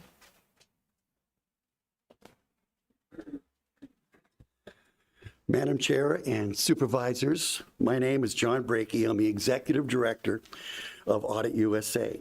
I have spent more than 20 years working on election transparency, not to attack elections, but to help verify them. Let me be clear, I'm not asking you to overturn this election, and I'm not alleging fraud. I am asking for something much simpler. Before you certify this election, take a short pause and verify it using the records that your system already produces. You have a hybrid system. You have a ballot image, you have a hand-marked paper ballot, and you have a cast vote record database. If you would not certify this election, because if you do certify it, you cannot do what I'm asking. We've already met with Adrian Fontes. My chairman of my group is Ken Bennett, who's an outstanding independent Republican who stands for the great work that he's done over the years. He would come down and work with the election department. You would go ahead and provide a separate computer that would have 64 RAM, have an i7. I can go ahead, bring a macro that works with Microsoft Excel. I can go ahead and take your database. In less than 3 minutes, I can hyperlink up 450,000 images twice, because you have double. And then we would be able to separate it into 265 separate precincts and use ARS 16602 to pick 2% of the precincts and randomly check them. If there's any precinct that we pick is less than 100, we don't want to check that, because there are concerns by the election department it could out a voter.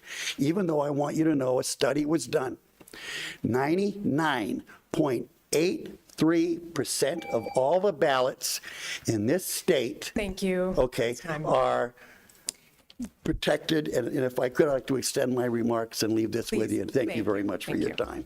And if I could, I'd just like to give this gentleman here one yet. And our next speaker is Robert Burr, and then following Robert will be Molly McCassin and Kevin Kubitsky.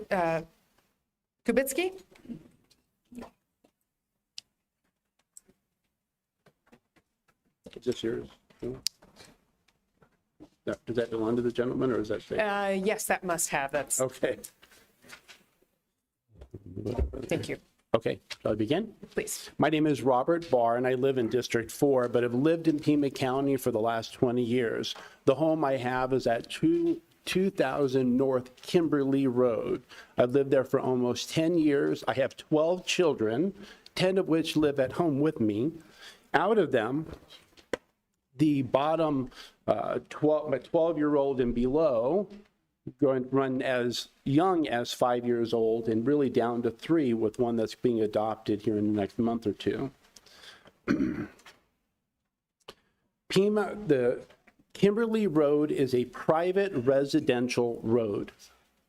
And on there, in the middle of it, is the Solana branch thing where they want a liquor license where my kids are literally have to ride their bike. They ride their scooters, their skateboards, they walk. My 14-year-old sprints up and down that because he's a Navy SEAL cadet, and so he's training. I ask you to reconsider any sort of liquor license for a property that's in the middle of a residential road. The road is narrow. If you want to turn on to Kimberly from Tango Verde and somebody wants to turn off of Kimberly, literally only one can go.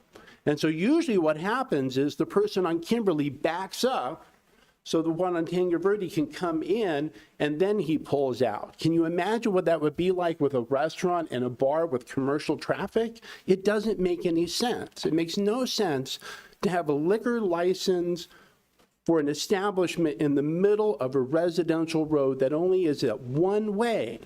There's no way out. It's a dead end. We're going to be stuck.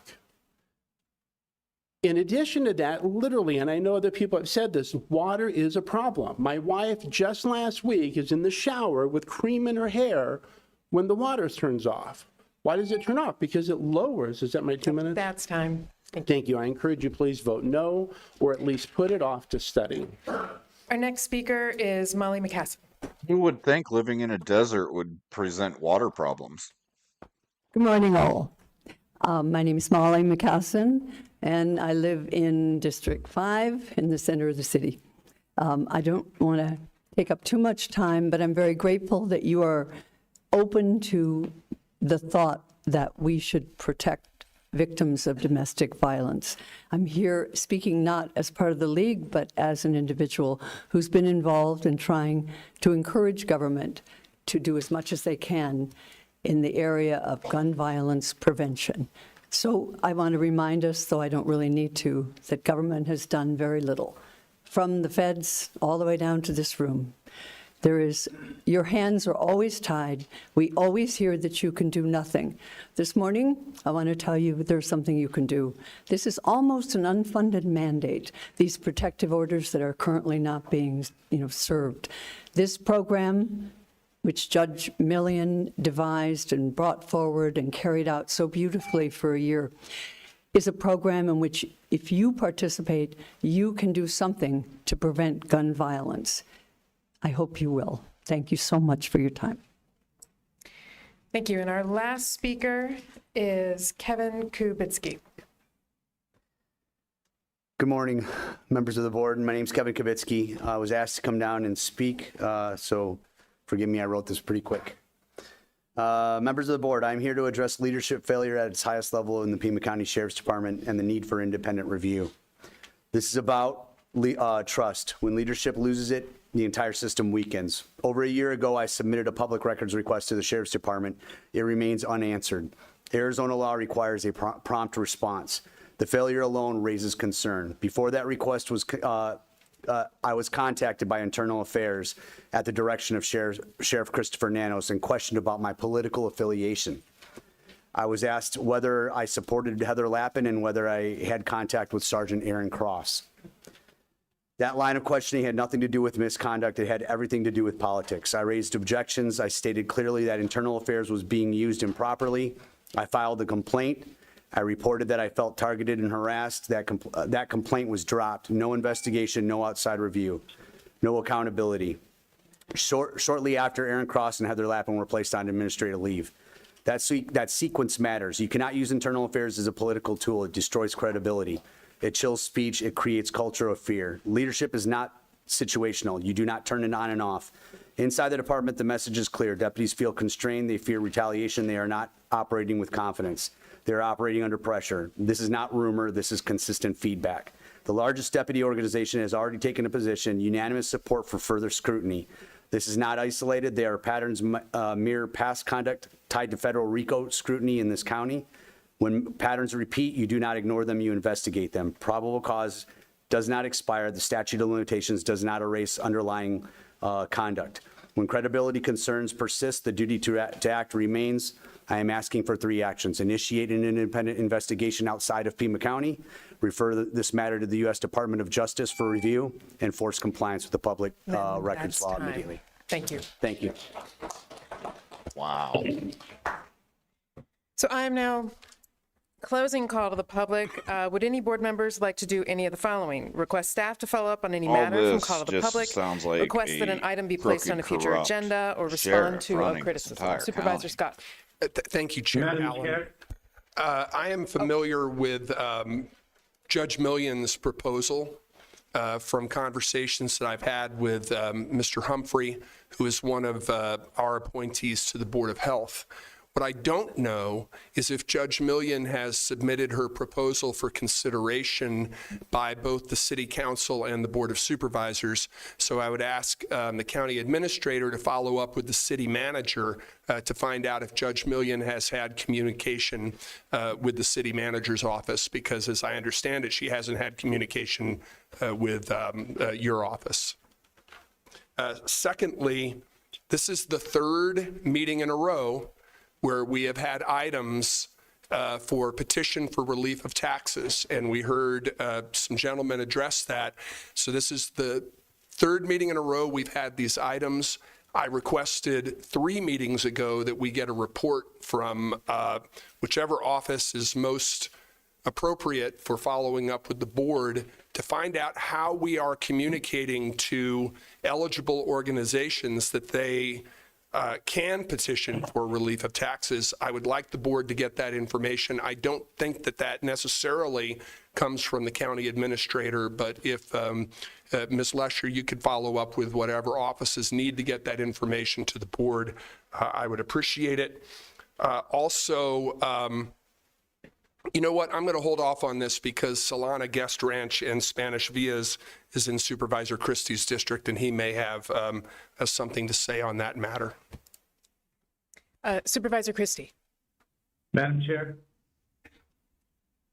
am I being heard okay? Yes, we hear you. Thank you.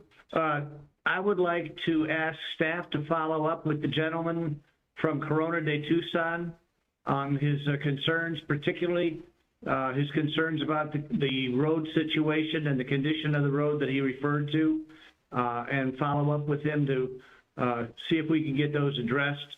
And to Supervisor Scott's reference with the guest ranch, we will be asking some questions on that when the agenda item comes before us.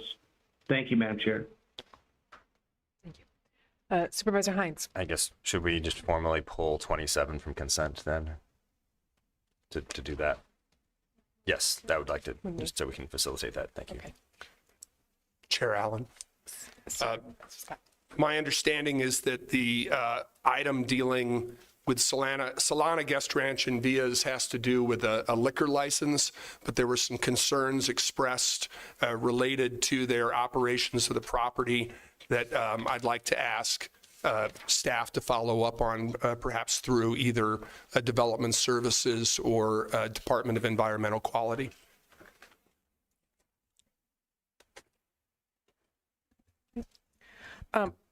I would also just echo Supervisor Scott's question, direction to the administrator to look into the domestic violence firearms transfer program.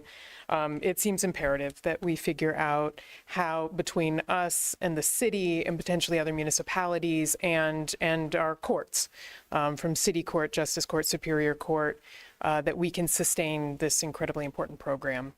So I'd like to know how we might be able to do that. Chair Allen. Supervisor Scott. I apologize. I forgot to mention this. Mr. Kubitsky, when he addressed the board at the end of Call to the Public, addressed some concerns with regard to the operations of internal affairs within the Sheriff's Department. I don't know if any of his concerns could be addressed by the county's Human Resources Department, but I would ask staff to follow up and see if that's something where Human Resources would have any role or purview. All right. We have, we're moving now into the rest of the agenda. I'm going to try to cover a couple of items that I know some people are present for. And before we hit our 11 a.m. time certain. So I'm going to first go to item 30, I believe it's 34. Yes, regular agenda item 34. This is, no, I'm sorry, that is not 34. He was an elected official. It is, just bear with me a sec, 47. Yes, item 47. This is unfinished business, the classification and compensation for put forward by Human Resources Department. Over a adjustment, a new class code title for a position in the Justice Court. I would turn it over to our, turn it over to Mr. Overholt to give us an overview of what this item is. Well, thank you, Chair Allen. I'm Ron Overholt. I'm the Superior Court Administrator, and this is Cassandra Urias, who is our Chief Deputy Court Administrator. This item is creating a classification in our Consolidated Justice Court of Division Director. And it would convert 2 manager positions from manager to division director in Justice Court. That would reflect the level of responsibility that these 2 individuals have. They each have about half of the Justice Court responsibilities under their responsibilities. It's also consistent with the classification structure in other courts in the county, that division director classification exists in Superior Court and in Juvenile Court already. So this would mirror that classification in the Consolidated Justice Court. I know there was concern expressed at previous meetings with regard to whether this was creating another level of authority within the courts, and it's not. It already exists. And whether this would be creating new positions, and it's not. These are converting 2 manager positions to director positions. That was explained to a couple of the JPs who expressed concern, and now I understand the concern is that potentially the Chief Justice could undo the consolidation or placing the justice courts under the Superior Court, and therefore we shouldn't create the division director position because it could be undone. If the Chief Justice rescinded her order placing the justice courts under the Superior Court, it would still be the same level of responsibility for those 2 individuals, so it would not affect that.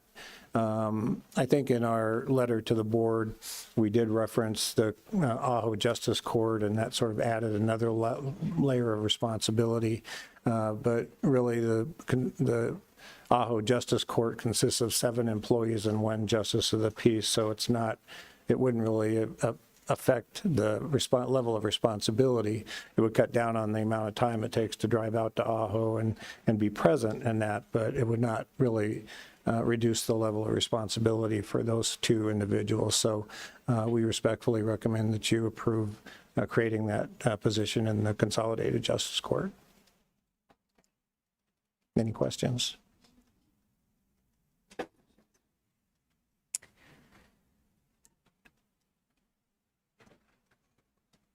I guess, you know, I've struggled a little bit kind of with this item, somewhat because I think back to my 8th grade civics, and we're taught that there's this very hard line between the legislative, judicial, and the executive. Then there's this, what I've realized in this role is that there's some blurriness to that, right? And that the budget for the courts is in here, human resources in the courts is within the county, so there's some gray area in that. I guess I've heard from the Ajo Justice Court concerns about this, and particularly from the recent administrative order that has extended from the state Supreme Court and putting Superior Court increased involvement in the Justice Court. So I guess my question, if you could just talk a little bit more to allay some of my concern about whether if indeed this reclassification is done, that there is an end game, right, to kind of getting restoring the independence of the Ajo Justice Court, and if in those positions will kind of step back and let them move forward. Is there some mile markers or some metrics of which are trying to be hit so that the court goes back to some independence, and then perhaps there may or may not be a need for these positions in this reclassified role? Mm-hmm. Well, actually, the positions are in the Consolidated Justice Court downtown, so that's for the 7 justices of the peace that are there. I think the Chief Justice is looking for an opportunity to have the independence of the Ajo Court returned. What those metrics would be are really up to her. All right, I'm going to pause this here. I just looked over the agenda. It service looks to like Ajo Justice Court.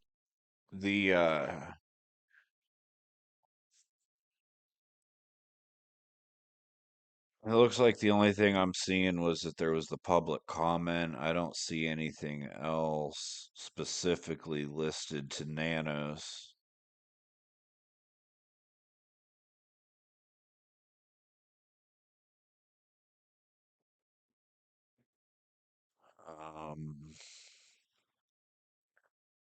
But I will retouch on that since it seems like we have a little bit of confusion. I don't know exactly what they were planning on doing with this meeting here.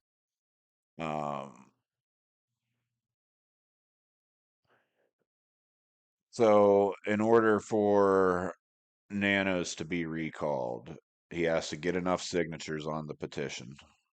Well, enough signatures against him on the petition. They need to have 120,000 verified signatures from registered voters that live in Pima County. So if somebody signs it that does not live in Pima County or that is not registered to vote, their signature will not count. They have 6 months to gain those signatures, and then that will, if they succeed, it will get put onto the ballot, and then the voters vote. If the voters vote to recall him, then he's fired. If they don't vote to recall him, then he remains in office until the end of his term. So that's the only way he can be fired as an elected official.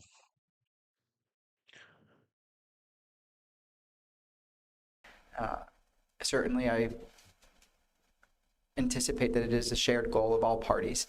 My patience is getting limited because this has also gotten the attention of the legislature. And legislative action has also gotten the interest of both parties.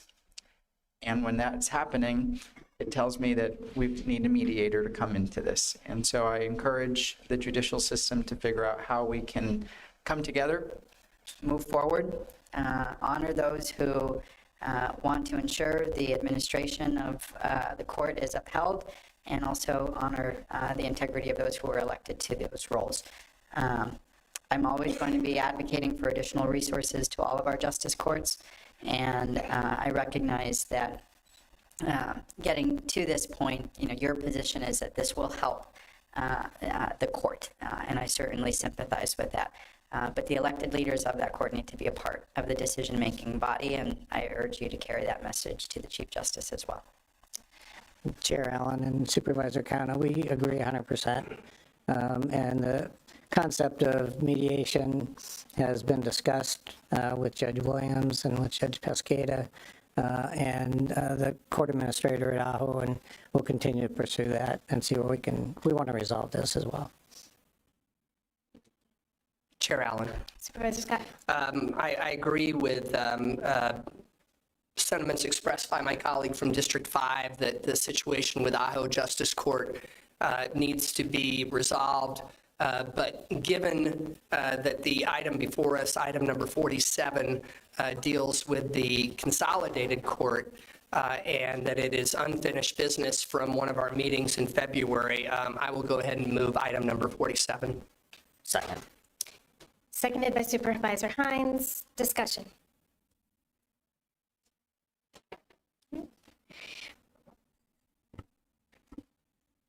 Before I call the vote, I'll just note that I'm going to support this item because of the staff. Right, and the acknowledgement of the increased responsibilities and that they have a classification that corresponds with the work that they're doing, but also echoing Supervisor Cano and Supervisor Scott's that independent of that, the need to resolve the situation, and I believe strongly that elected Judge Williams should be running her court.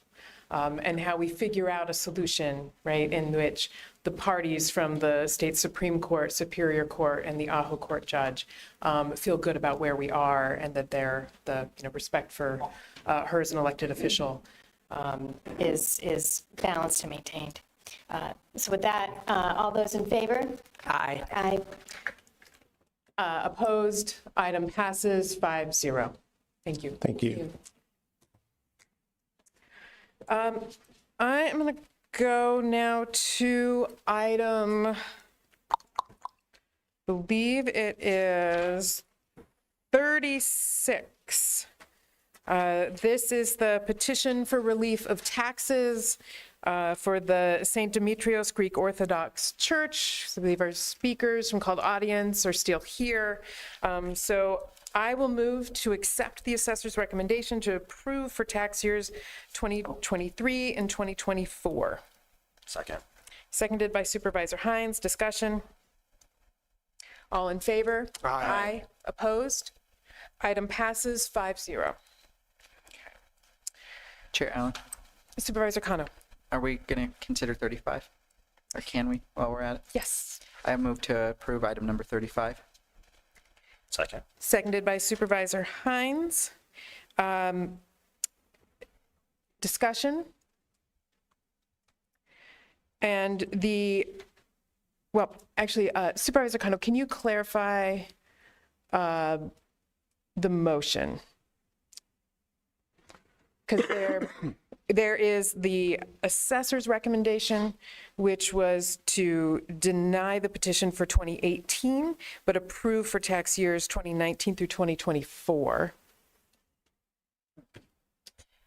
Why don't I withdraw my motion and I'll get back to you on, and we'll consider it at a later time in the meeting. Okay. Thanks. All right. Will do. All right.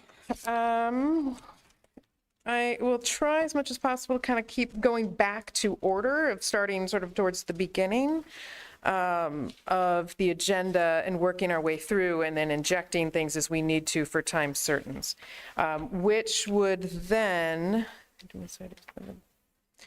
put us at item number 30. Yes. Oh, Supervisor Kano. Well, we have the Chair Allen, while we have the court administrator here, might we consider under the county administrator approval of number 34? Yes. This is item 34, approval of additional judges for Superior Court Resolution 2026-15. I will turn to Mr. Overholt. And Chair Allen, I'll move the item. Second. Seconded by Supervisor Hines. It's for discussion. Mr. Overholt. Thank you, Chair Allen. There's a state statute that provides that for every 30,000 residents of a county, that county is eligible for a Superior Court judgeship. We currently have 30 Superior Court judgeships in Pima County. Based on our latest population, census population, we would be eligible for 6 additional Superior Court judgeships. So the process is the Board of Supervisors, should you decide to, would petition the governor to create those additional positions, and then she would make those appointments to the Superior Court. We have judicial officer positions called commissioners that we would be able to convert those and eliminate those positions through attrition. If it's determined on the caseload that we have too many judges, which would be a problem I've never seen, but it could happen. So we could downsize on the commissioner side and upside on the Superior Court judge side. The advantage of having Superior Court judges is they can hear any type of matter regardless of jurisdiction within the Superior Court. So family, juvenile, criminal, civil, probate. Commissioners are pretty much limited to family and juvenile court and probate. So we would have more flexibility with Superior Court judges. The additional advantage to the county is that the state pays for half of a Superior Court judge position, and the county pays 100% of the commissioner position. So it would actually reduce the cost for judicial positions in our county. Thank you. The Superior Court 100% supports this effort. Chair Allen. Supervisor Scott. The board has a memorandum from the county administrator dated March 16, 2026 that's attached to this item. And on the first paragraph, page 3, in the middle of that paragraph, it says, there are currently 18 court commissioners who manage specific caseloads to reduce the workload of judges. Preliminary discussions with the Superior Court administrator suggest that the number of commissioners could be reduced through attrition if new judgeships were created and judges appointed. I'm going to support the item, but I'd like to see a plan from both Mr. Overholt's office and Ms. Lesher's office as to how we could get that possible reduction in commissioners, because to me, that's one of the most attractive components of this proposal.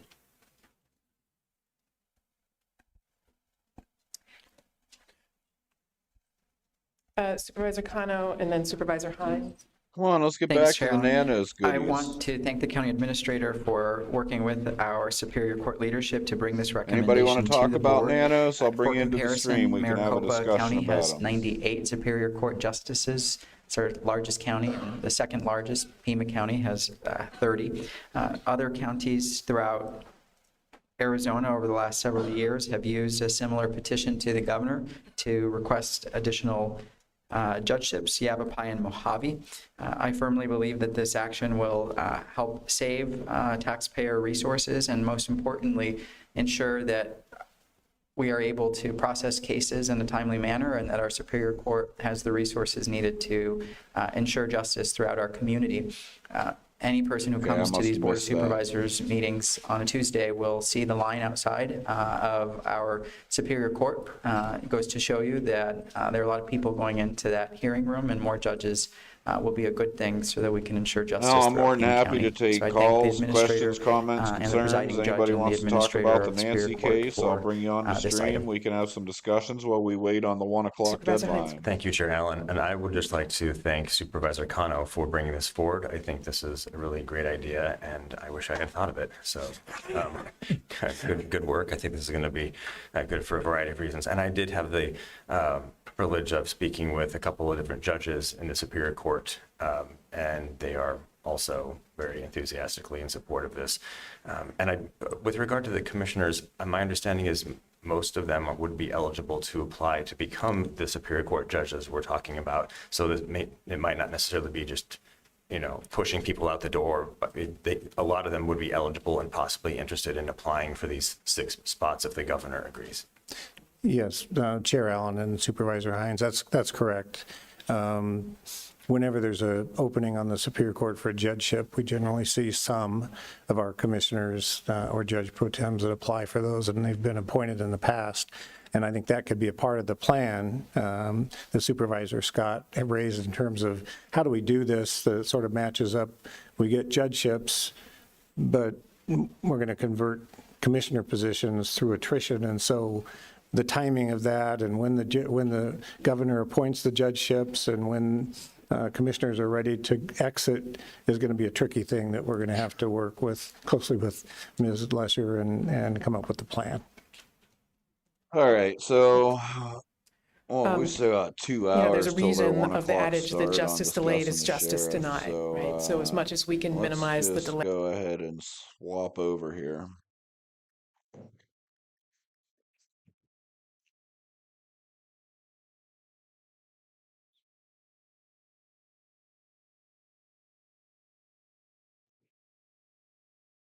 All right. So if anybody wants to come in and chat, like I said, let me know. Send us an email. I can send you the link and we'll add you into the stream here. We'll do some talking about Nanos. We'll do some talking about Nancy. What's everybody think about this case? Where do you stand with it?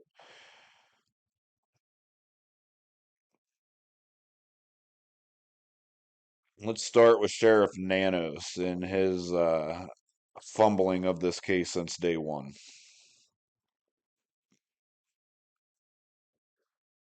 What do you think is the biggest mistake he has made so far? Let's call it that. What's the biggest mistake you think that Sheriff Nanos has made at this point of the game?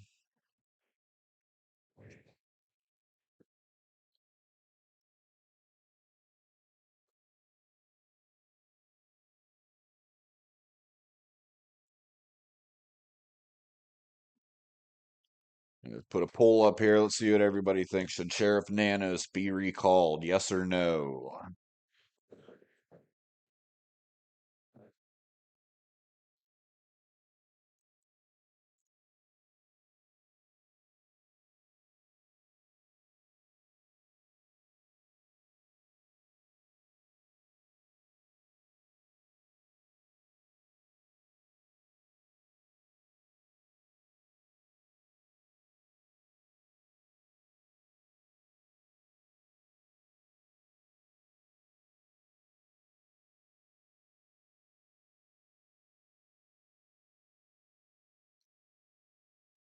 All right, I'm trying to reach out to a few people that wanted to come in the stream, share some stuff, talk about their thoughts and opinions.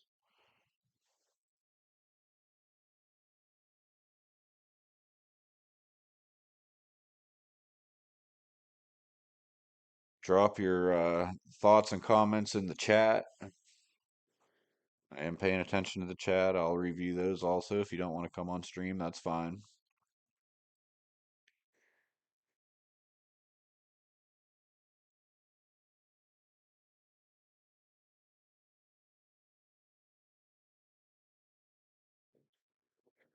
Still keeping a track on the meeting there. See what's going on. When something else is brought up about Nanos, we'll go ahead and switch back over.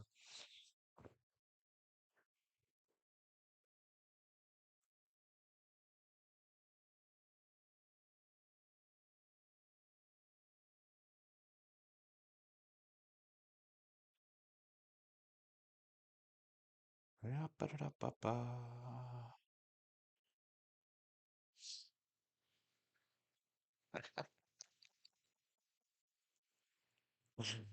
Oh, I am not going to share that message I just got with you all, but wow. If you know, you know.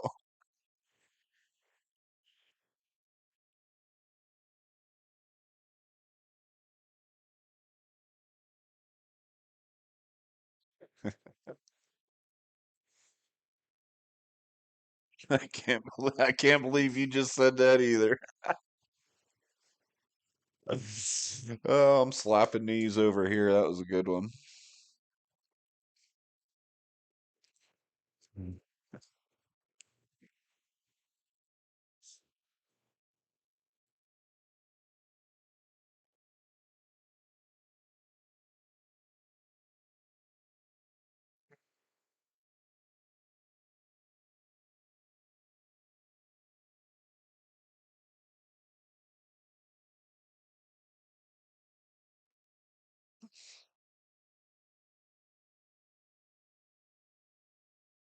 Oh, you guys are out of control. Crystal knows what's going on.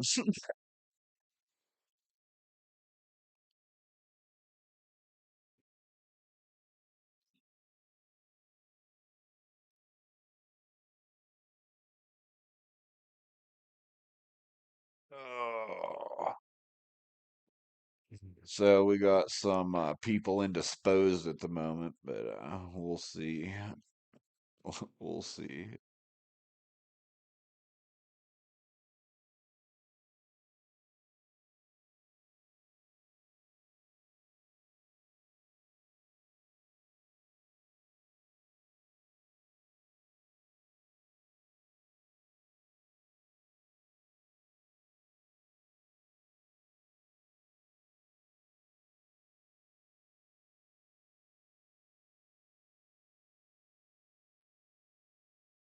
Sorry, guys, trying to stay caught up on everything here.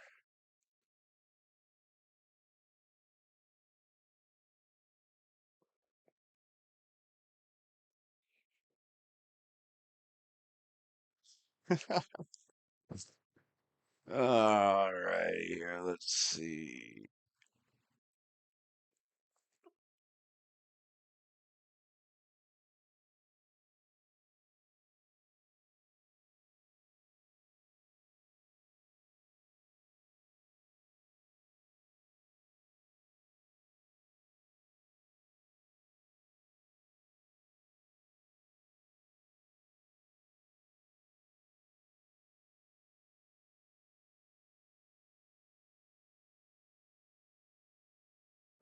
All right, so.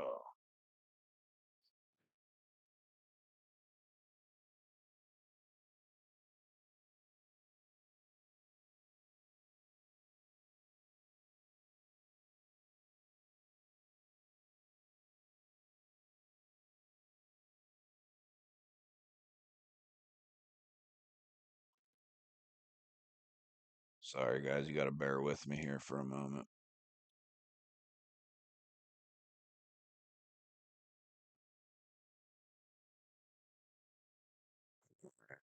not the greatest multitasker.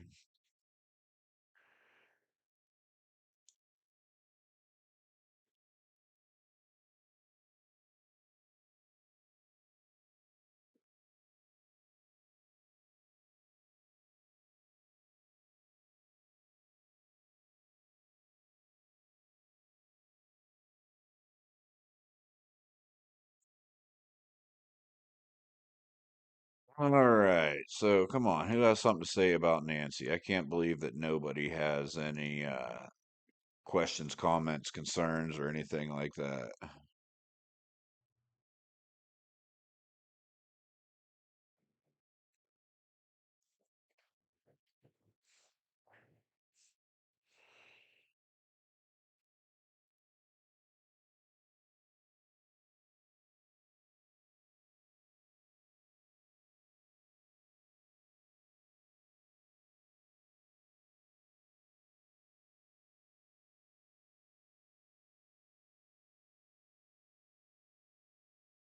All right. Looks like we have a true crime believer going to come into the stream here and talk a little bit. Working on getting that set up right now, so just bear with us here a minute.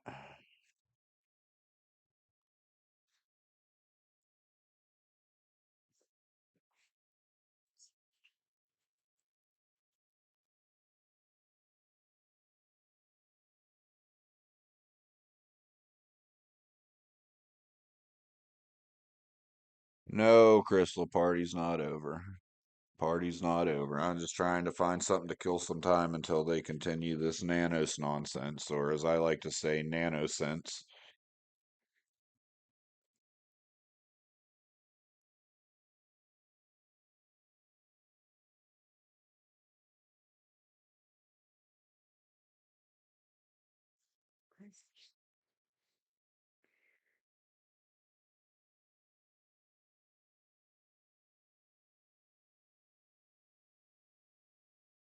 La la la la.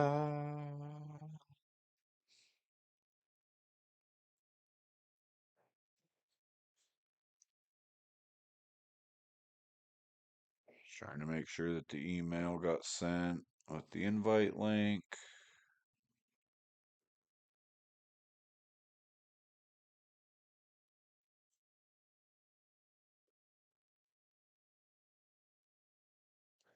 All right, so we got some votes going on the poll. We have somebody that does not think Nano should be recalled. If you don't mind putting your reasoning in the chat so we can discuss that.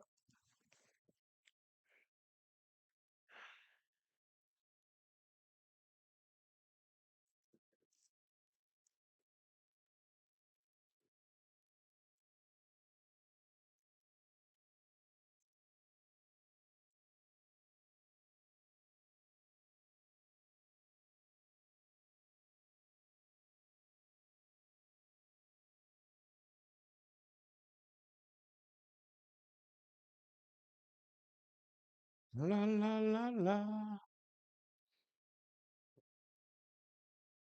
Sorry, guys. Please bear with me here.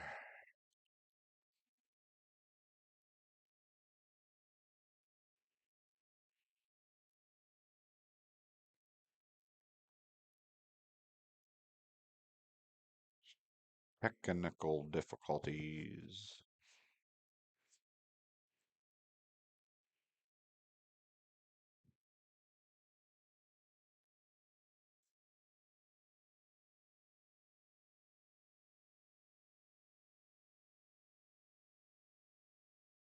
Can you see me right now? No, I cannot.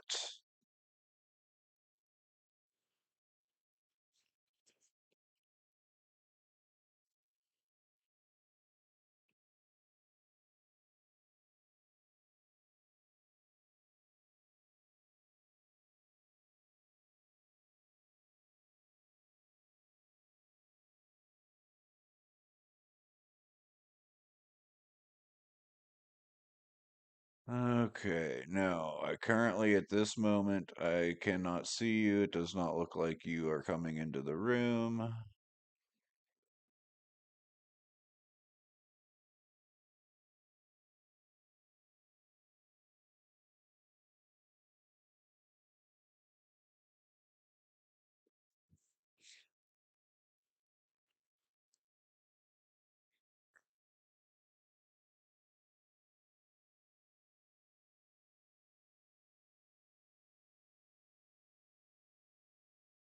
Sorry, guys. This is my first time trying to bring somebody onto the stream with us, so.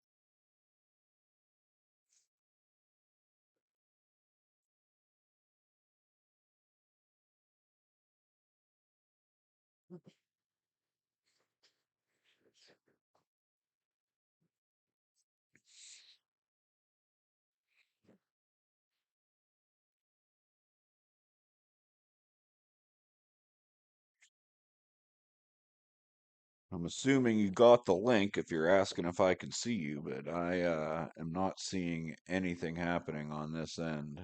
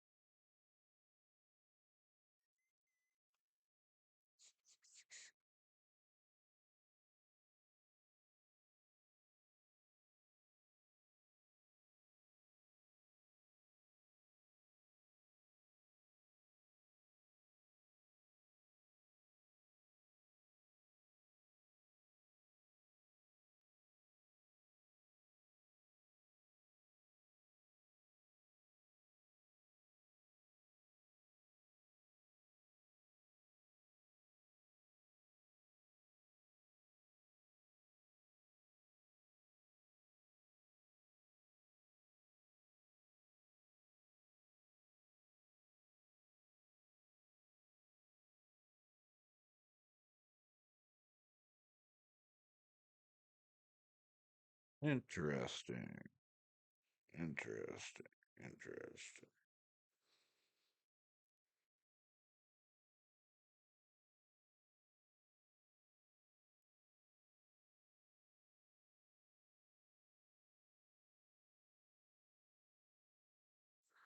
Yeah, hit the start button. That could help.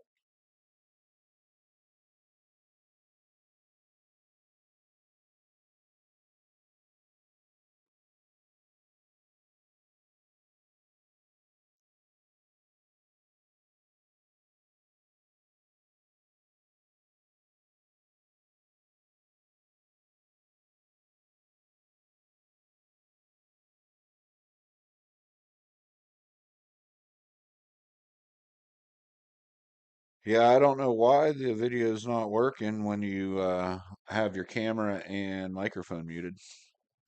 Just saying. That usually helps.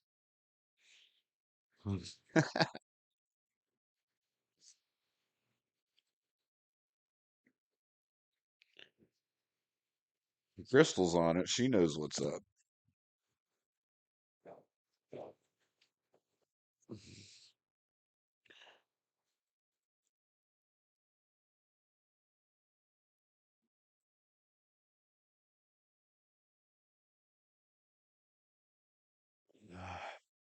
All right. All right. Hold on. Tried again. Muted it. Turned camera off to show you what it looked like without my face. All right. Hold on a second here. Hold on. Let's go ahead. Let's take that out. Generate a new link. Copy. Stand by for a new email.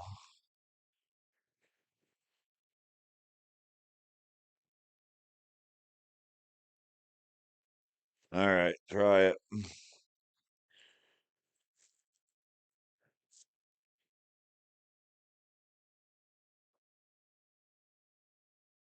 I promise everybody, one day we'll get this all figured out and it'll all be just nice and smooth and seamless and we'll get there.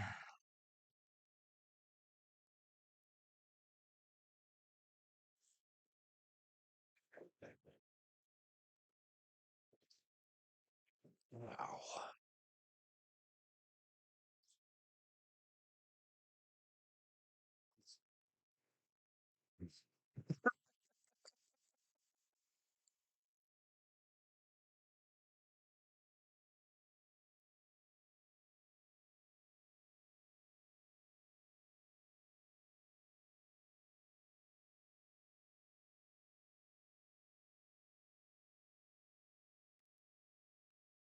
Yep, that's right. The old 1 day line. I'm on. Okay, I do not see you.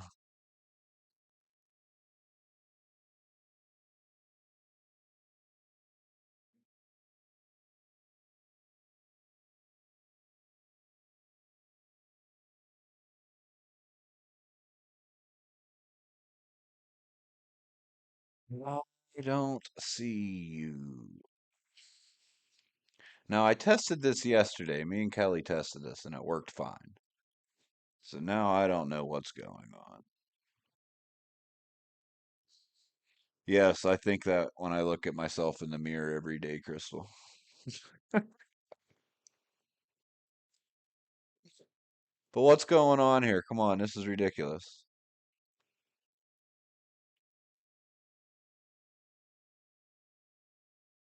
You are definitely not on. Sorry, not on.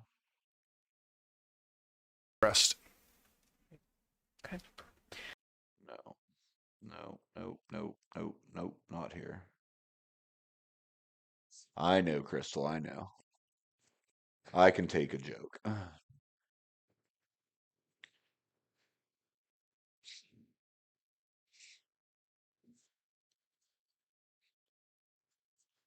I don't know. I don't know what's happening here. Like, I have this little box right here where your picture things should be.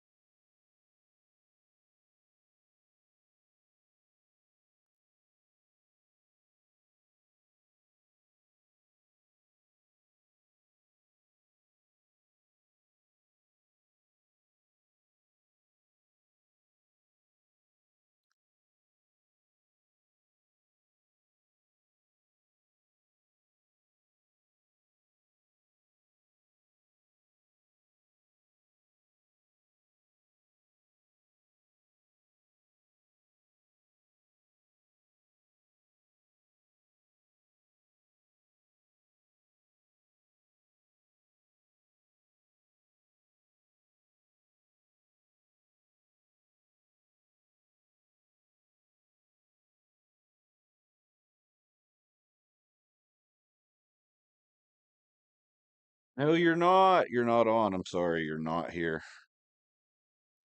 Does anybody else see her? I don't see her.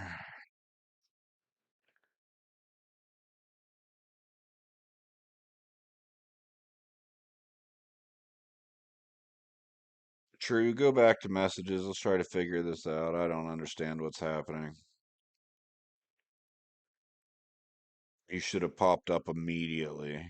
You're not, but you're not on. You're not here. No, you're not. Anybody see True Crime Believer on the screen here anywhere? Anyone? Anyone? I don't see her. I don't hear her.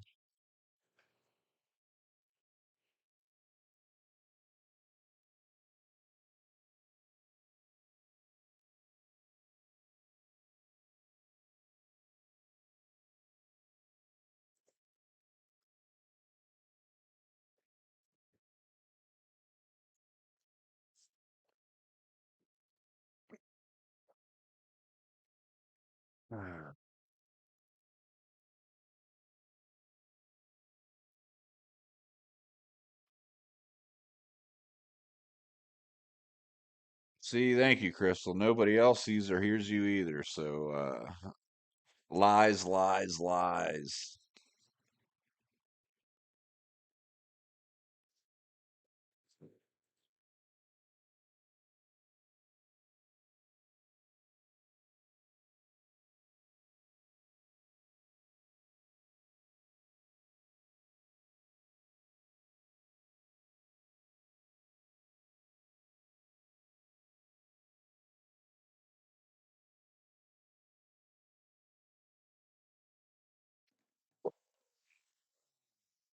Butterfingers.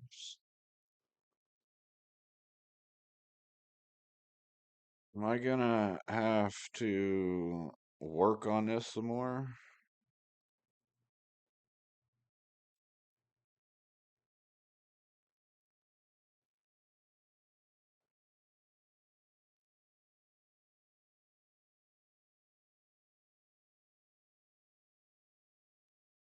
Ah, click the cross.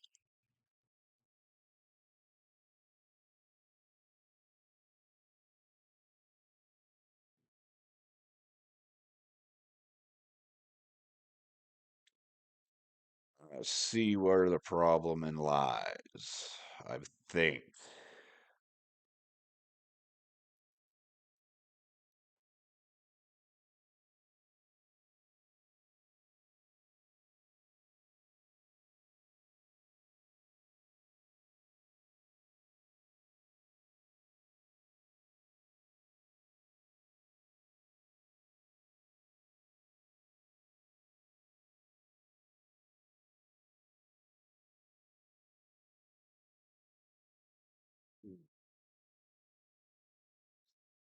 What the fuck? Sorry. Okay. I don't understand.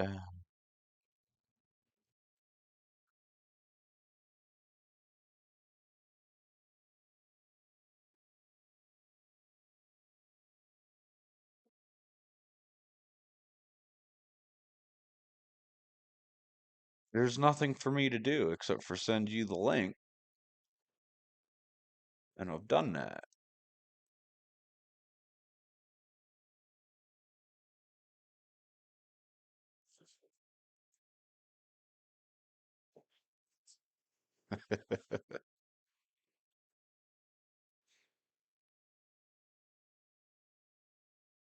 I'm glad we could entertain you, Crystal. Video, capture source, share video, stop sharing. Can you see me at all? Can you see me on your side? No, I don't think you can.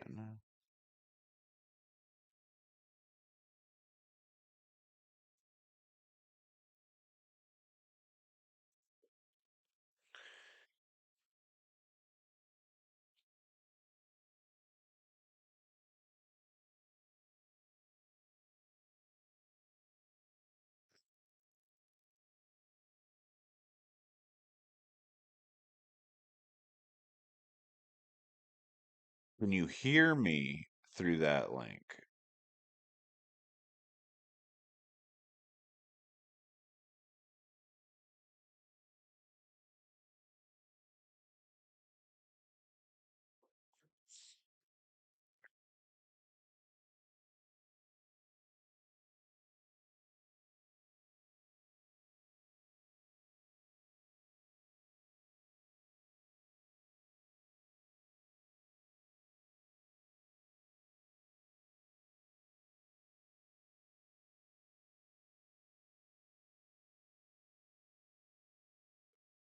I don't understand. All I should have to do is send you the link, and then you should pop right up. Hold on. No, that ain't it.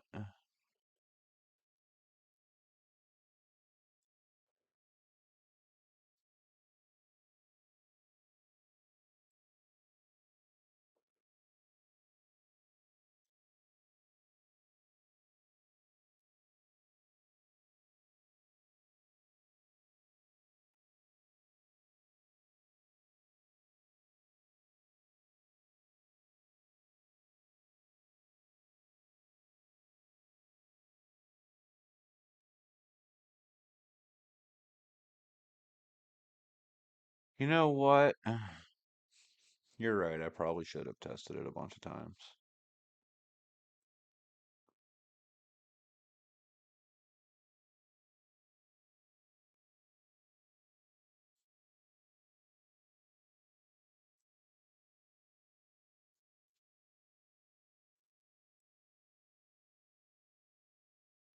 Crystal, I'm going to send you the link also.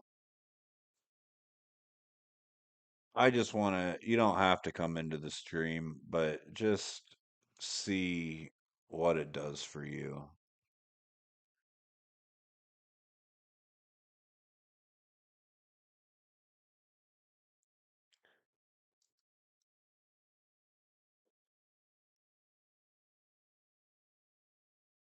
Send me your email again, Crystal, please.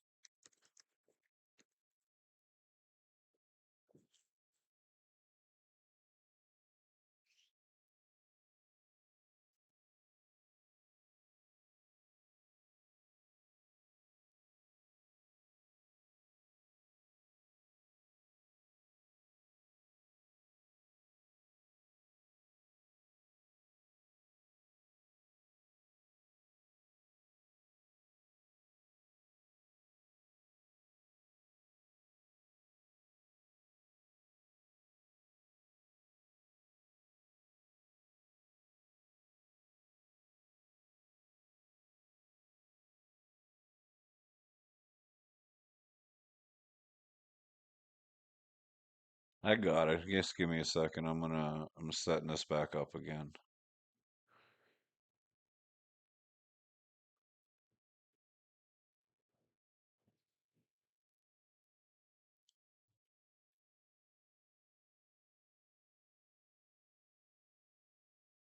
All right, Crystal, I sent it to you. Let's see what happens on your side. Ooh.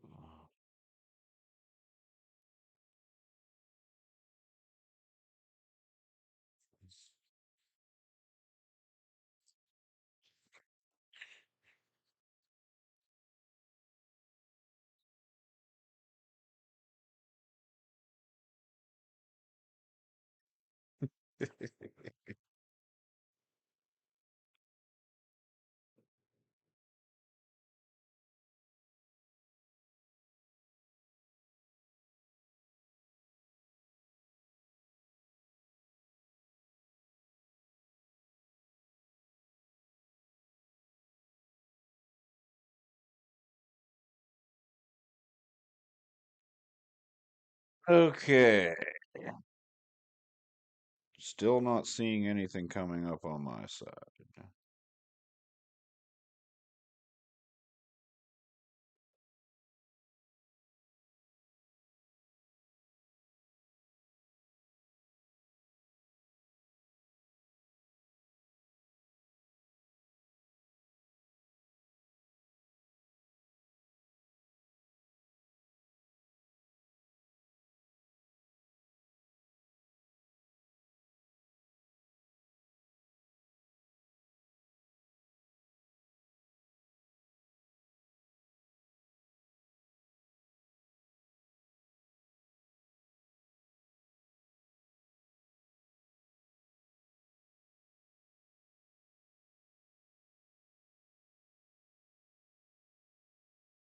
I don't understand.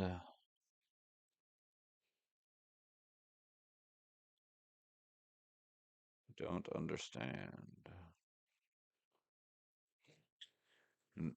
Now I'm starting to get frustrated, and I don't like getting frustrated. You think we can find 2 new subscribers, though? We only need 2 more to hit 200.